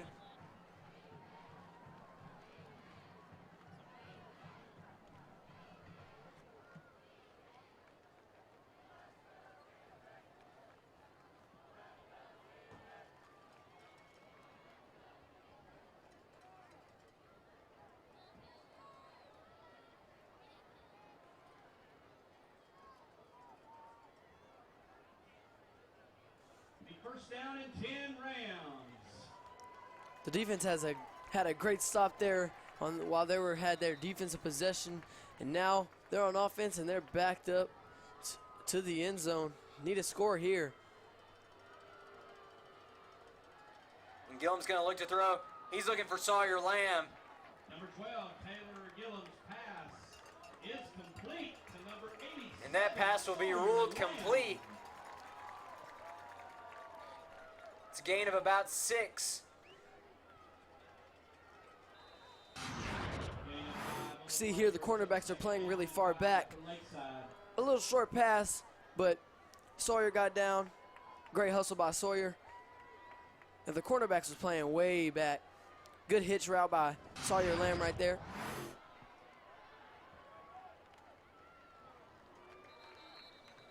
That's number 1, Isaac Eccles on the carry for Lakeside. Isaac Eccles with the carry on second down. And he's been the Rams' go-to option in the run game in this second half of play. Really shifting away from using Derekus Ferguson as they did in the first half. But here he comes out for this 3rd and short situation.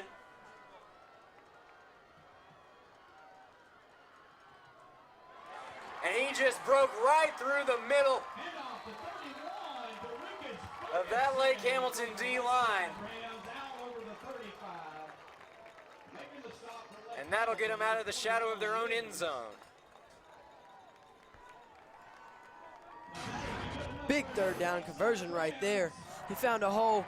Good key blocks. Defensive line wasn't ready for that. Way to carry the ball by Derekus.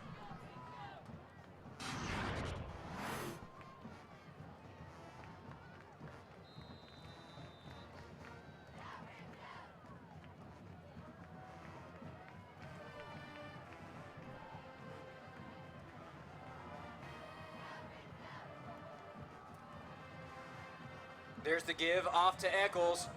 A And he hurdle hops move. over a Lake Hamilton defender. He's pulling out all of his bags, and he pulled all the little tricks out of his bag there. Hurdling over the defender.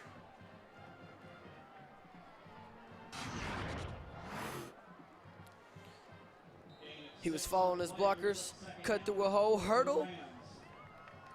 He tried to stay on his feet after the hurdle, but there was 2 Wolves right there to take him down.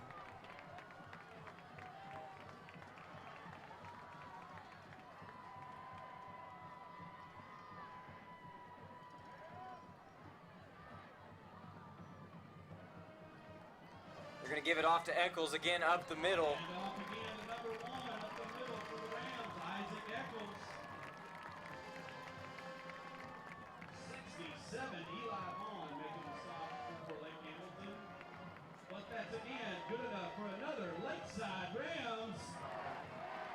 And that run by Eccles is going to move the chains.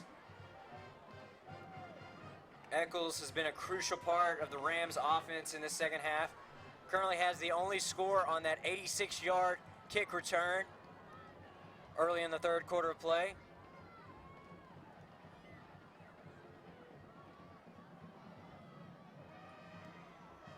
And they're going to give it off to Eccles again here. Makes a juke move at the line of scrimmage. He's going to get a few more. That's number 1 again, Isaac Eccles carrying the ball for Lakeside.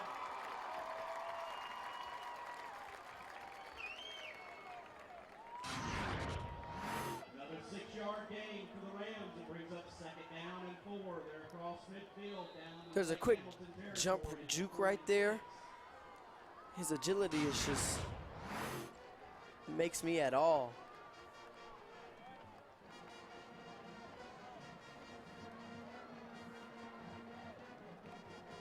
It's going to be 2nd and 4 here for the Rams, now in Wolves territory.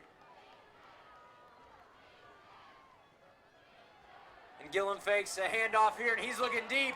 And he's got his man, but it looks like there's a tug of war Rams in between the the ball. And it's ours. Number 14, Logan White, with the huge catch there for the Rams. What a moment there for the sophomore. He pulls it right out of Isaac Eccles. Defense bit down with the long ball to Logan White. It was a tug of war between there, but Logan snatched it away and went to the ground with it. Great execution there by Logan White. Again, he is a 10th grader. Meanwhile, there's been an unsportsmanlike conduct call on Lake Hamilton.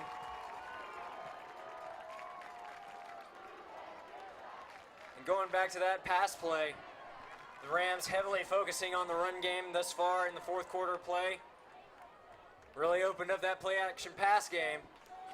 Paid off in a big way there. Yeah, I don't think the defense was expecting that one at all. They were expecting a run play, but the quarterback pulled it right out of Isaac Eccles' belly and threw a deep ball. Just there a second ago, you got a glimpse of some of our future Rams already getting involved in this rivalry. Meanwhile, Derikas Ferguson runs up the middle, and it is a Lakeside touchdown. Derikas Ferguson now with the hat trick, his third touchdown of the evening, and the Rams have taken back the lead. Your hometown mortgage solution. Thank you, Top Flight Financial, for donating $50 for every Lakeside touchdown.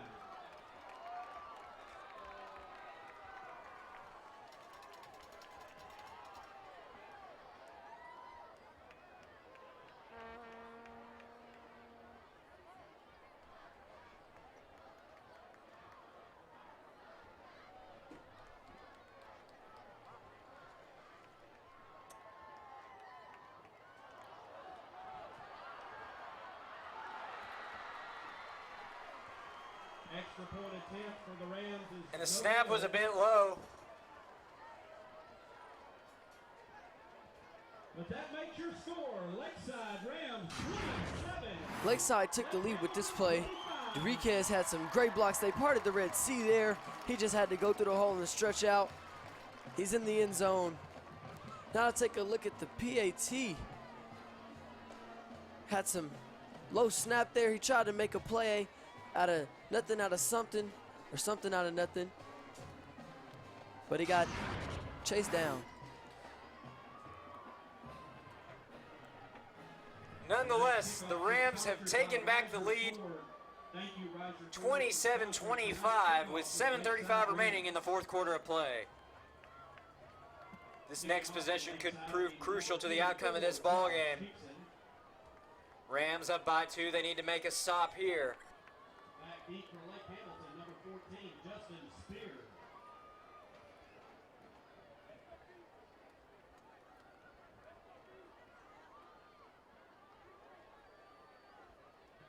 Number 84, Josh Hickson, has got it teed up.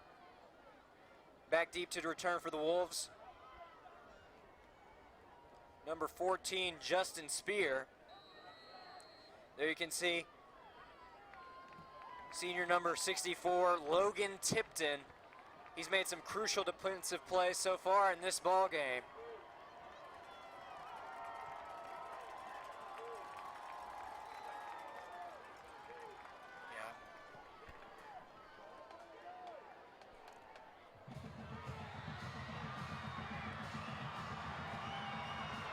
And there goes Warwick down the right sideline.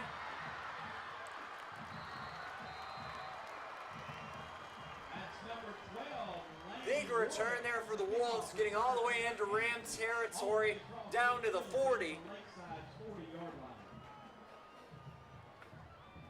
Making the stop for the Rams, number 28, Chase Davis. The first down and 10, Lake Hamilton.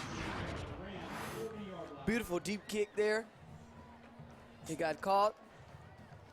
He followed his blockers, found some good blocks, tried to make a sudden move across field, but he got stopped. Looks like by number 28.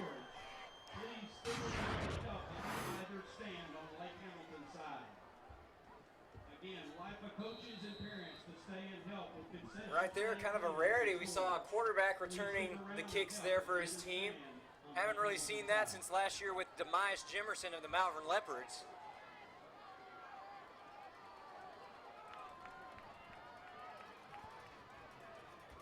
They're going to give it off to Carlos Brewer here.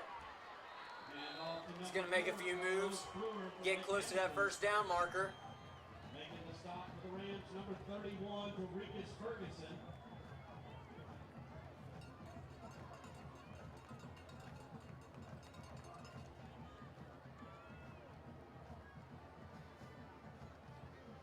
That was number 31, Rivalry Ferguson on the stop. He has been big on both sides of the ball tonight, scored 3 touchdowns offensively. Also stopped that 2-point conversion from Lake Hamilton. That would have made this game tied at this point. Definitely stepping up for his team here tonight. Offsides call, I believe. Oh, it's a timeout. It looked like I saw a jump there on the line.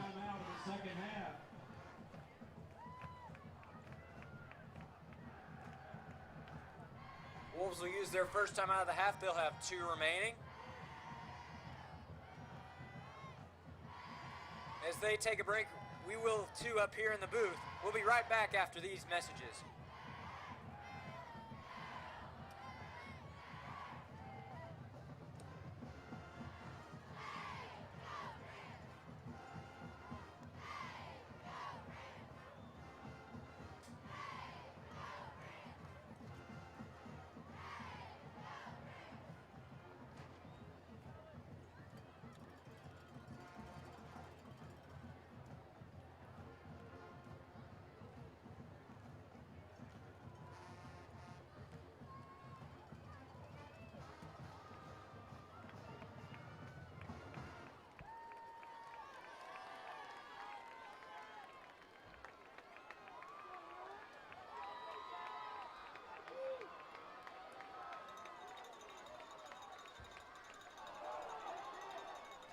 Looks like there was a fumble on the play right there at the line of scrimmage.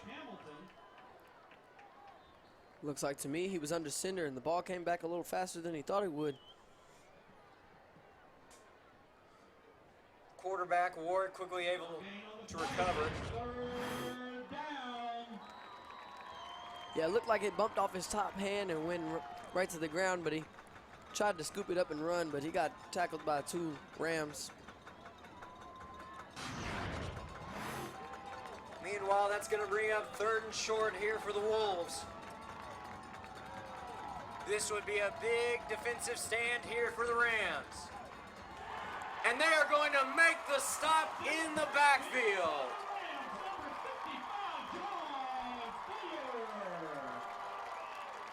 Number 55, John Michael Fuller with the big play on D, and he is ecstatic right now.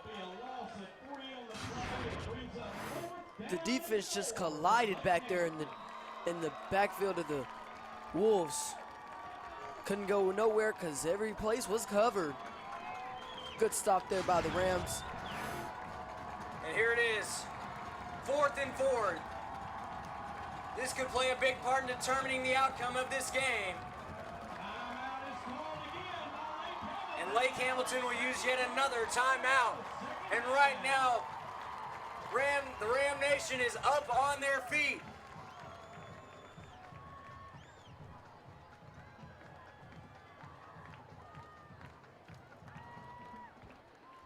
And tonight's game is sponsored by Bank OZKs. This next play could go a long way in determining the outcome of this ball game. Lake Hamilton facing a 4th and 4. To create a debit card with a personal image of your own. A stop here could mean victory for the Rams.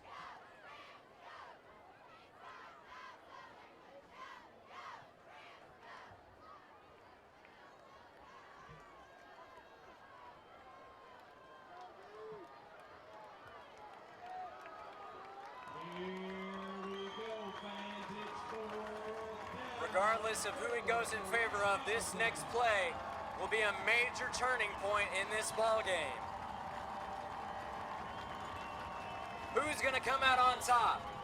It's a handoff to Broughton, and he's able to get around on the left side. There he goes down the left sideline, and he is able to pick up the first down. He turned on the speed there. Down the sideline. He was literally on the hashes there. A Ram member pushed him out of bounds there. Flag after the play. He was going to go inside, but he licked it a little clogged in there, so he took it to the outside. And that's a first down. Big play there for the junior halfback.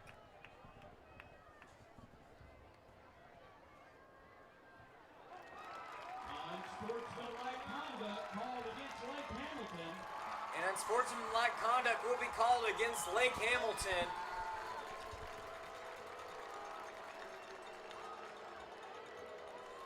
Looks like the Lake Hamilton's coach arguing. I don't think he's too happy with that one. Gillerin still talking it over with the official.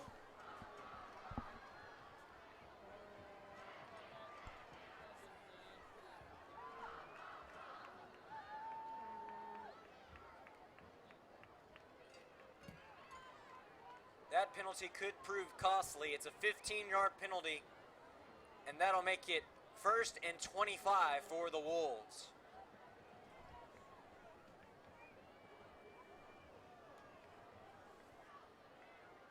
That moves the ball back to the 27-yard line.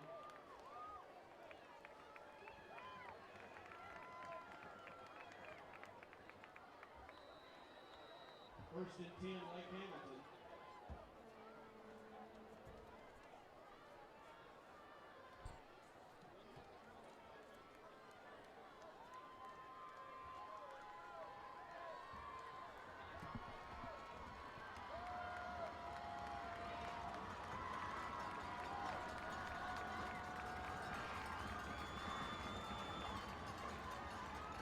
There goes Warwick looking for his man, and he has got him. It is a Lake Hamilton touchdown. Lake Hamilton's pass is complete. Touchdown Wolves. As you can see, the Number 20, Caden Kemp on the TD reception for the Wolves, and they go on top by 4. As you can see, the student section behind them were really on their feet. Looks like someone's down, though. Timeout on the field. The player is down.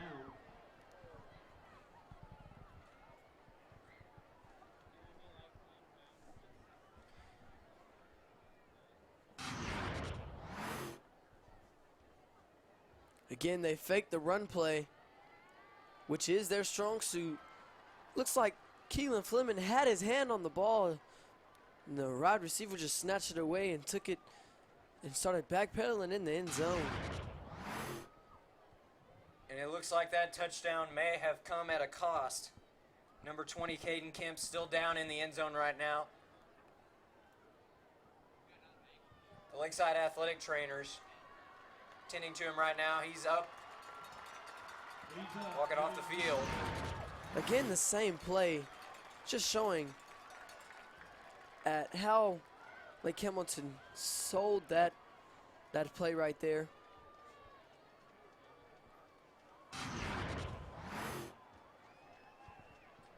That's number 20, Caden Kemp, walking off. He's the one that made the touchdown catch.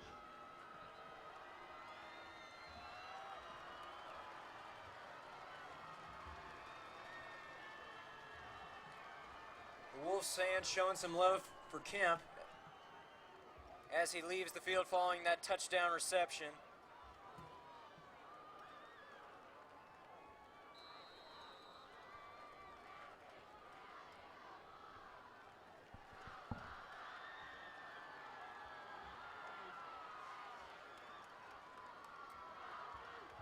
Two-point conversion. The Wolves are going to go for 2. And the two-point conversion is no good. No good. That makes your score Lakeside Rams 27, Lake Hamilton 31. 5 minutes. So with 4:58 remaining in the fourth quarter of play, Lake Hamilton takes the lead back, but will have to settle for 6. It's now 31-7, 27 in the Wolves' favor. LIFA coaches and parents, please stay and help with concession stand cleanup and storage on the Lake Hamilton side, either stand. Thank you. Back deep for the Rams. Number 1, Isaac Eccles. Number 2, Richard Gaston. Kicking off for Lake Hamilton, number 41, Jordy Morales. And as you can see from this glimpse of the Lakeside stands, not many people have left really on either side of the field. These fans are just as excited as when they came in. Just what an atmosphere this evening. Both schools with great representation here tonight. We've had a great ball game. It's just been a special evening for both programs. It's going to be Richard Gaston back to return. Looks like he's going to try to break away. He's not going down without a fight. Great. Great blocks on that return. Making the stop for Lake Hamilton, number 32, Pearson Hayward.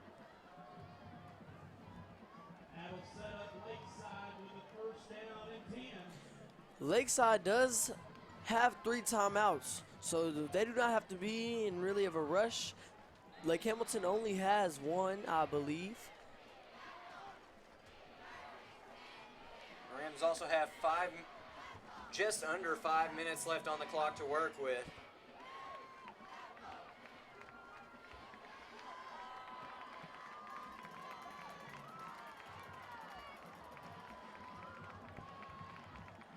We'll see what they do here. Gillum looking to throw.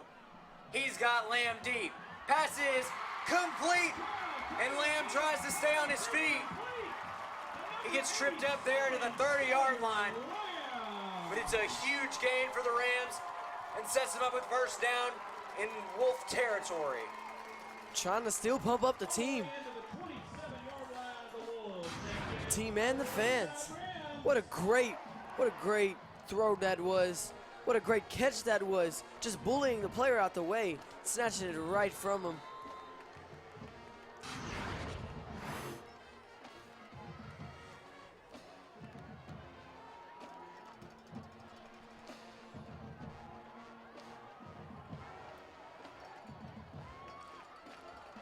Gillum's going to give it off to Ferguson here. He's going to run up the middle.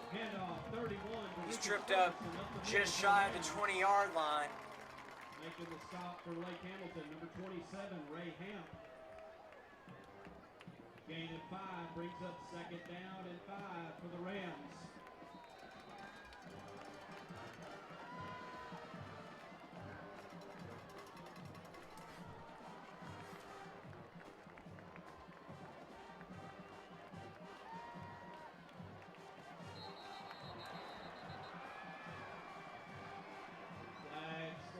Flag is down prior to the snap.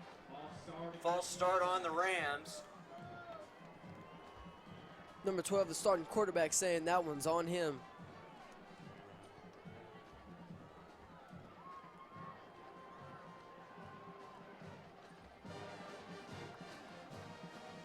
Immediately after the flag, patting his chest, saying, "That's me, that's me."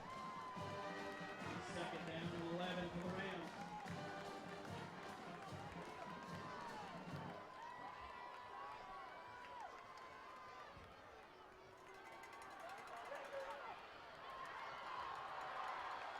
Screen pass to 31 to Regis Ferguson, complete. Halfback slip screen there. Making the stop for Lake Hamilton, 14, Justin Spear. The Wolves were coming back there pretty fast. He had to dump it off. I don't think he wanted to do it right then and there, but he had to.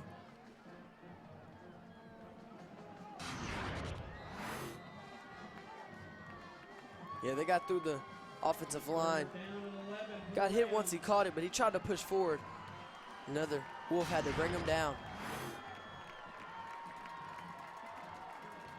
It's going to bring up 3rd and 11 here for the Rams. Gillum takes the snap. He's looking to throw. He's feeling a little bit of pressure. Pass is complete to Keelan Fleming. And that's good enough for a Rams first down. And he is hype. He and his teammates are hype. 32 Pearson Baker making the stop for Lake Hamilton. And give it up for another Lakeside Rams. Way to catch some airtime there by Keelan Fleming. Got hit in the back there. It looked like it hurt, but I guess he's all right. And Fleming always willing to put his body on the line to make the reception.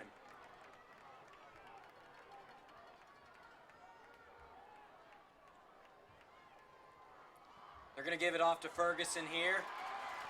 He powers his way inside the 5-yard line. Clock continuing to roll down here, but perhaps the Rams playing a little bit of clock management here, leaving little time for the Wolves to make a run should they score here. Quick shift at the beginning of the play. Had a good block. He went through the hole.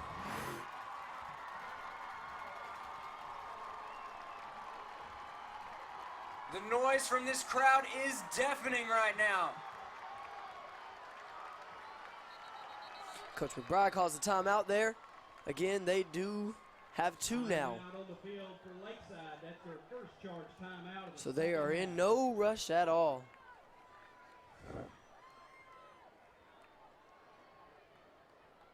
What a game we have witnessed here tonight. Great performance on both sides. And it all comes down to this.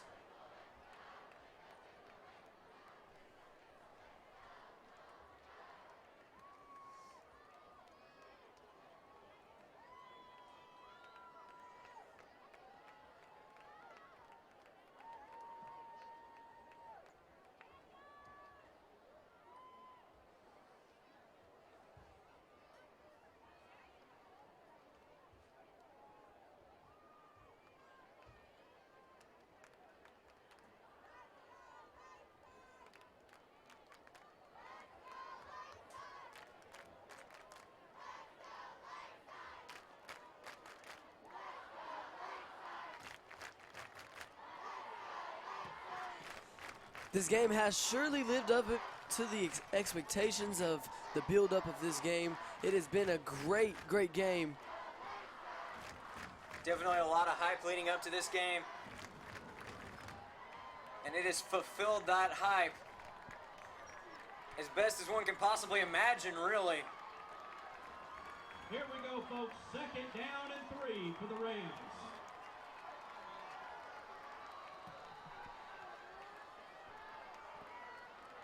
It's going to be 2nd and 3 here for the Rams. They're going to give it to Ferguson. He's going to try to power his way through. The ball is out. Play. And there's a dog pile for the ball. Lake Hamilton walking away like they have it. Do they have it?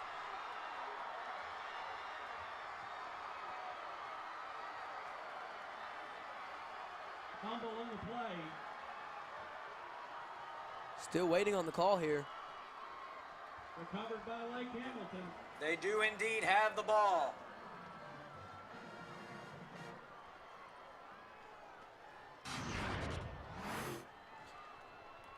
They gave it to Derikis Ferguson. He went up. Oh, he ran into Will Perigo, his own blocker, and the ball.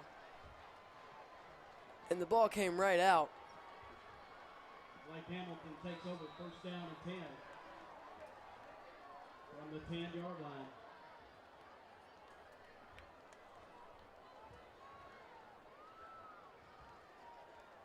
Again, this is the play where the ball was fumbled and recovered by Lake Hamilton.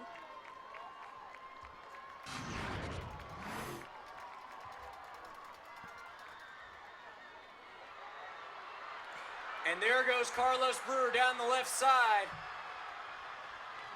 He's going to be taken down past the 35. Make it 38. Showing his moves, flexing on him now. Cut across field with the speed. Man, he is really carrying the load for his team, living up to the expectation of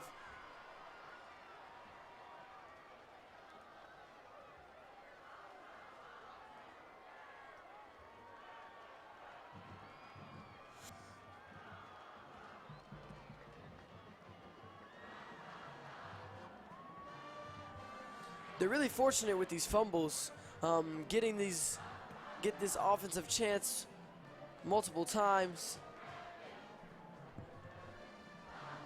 Really two crucial fumbles going their way in this ball game.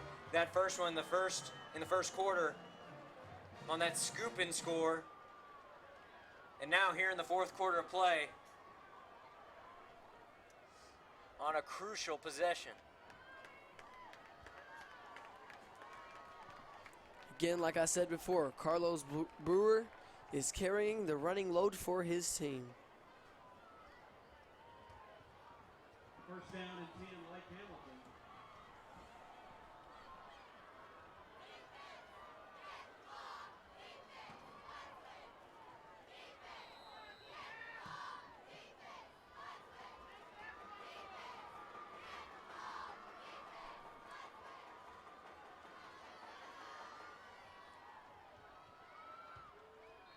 Quarterback keeper by Lake Hamilton.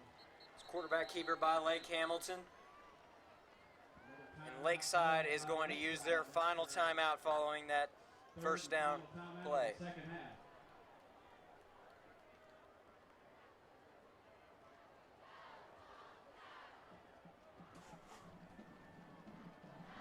With that, we're going to take a break ourselves up here in the booth. We'll be right back after these messages.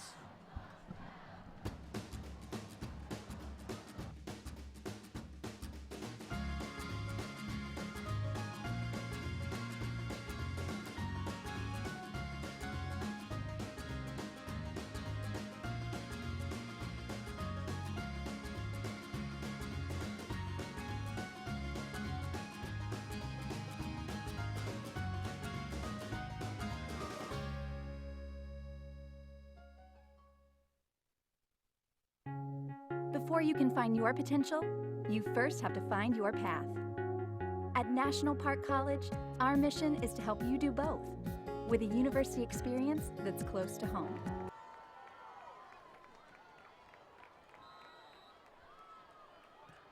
We are back live here at Chick Austin Field, 1:19 remaining. Lake Hamilton has possession. Flag before the play. Flag before the snap. It's going to be encroachment on the Rams.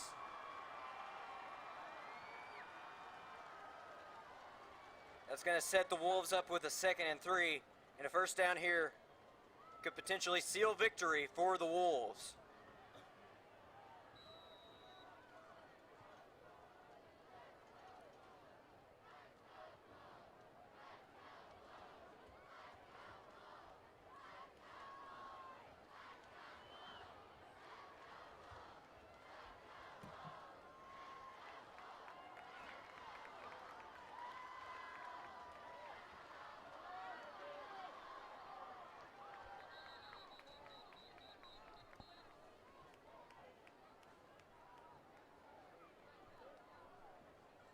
There's a give off to Brewer. He'll be stopped around the line of scrimmage. It's going to bring up 3rd down for the Wolves.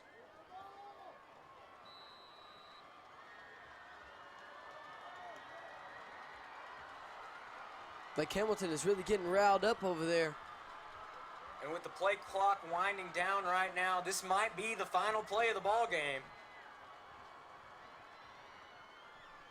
A stop here would really make a big difference.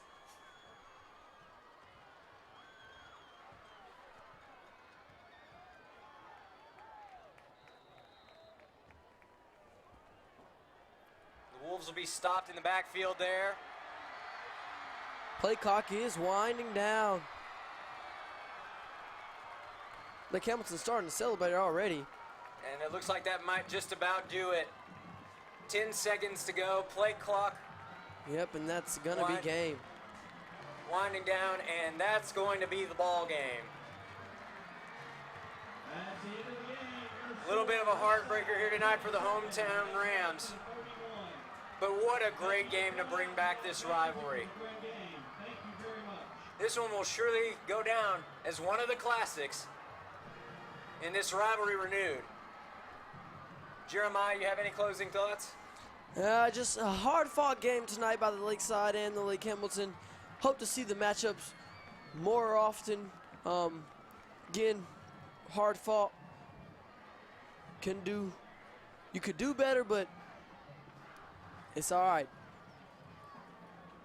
Definitely a tough pill to swallow here tonight, but there still are 9 games left on the schedule.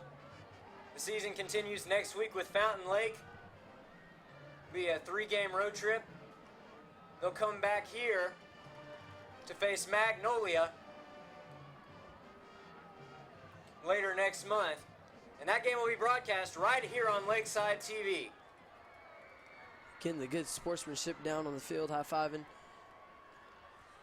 We thank you for tuning in for this special presentation of Lakeside TV. And for all the staff here at Lakeside TV, I'm Chase Hartzell signing off.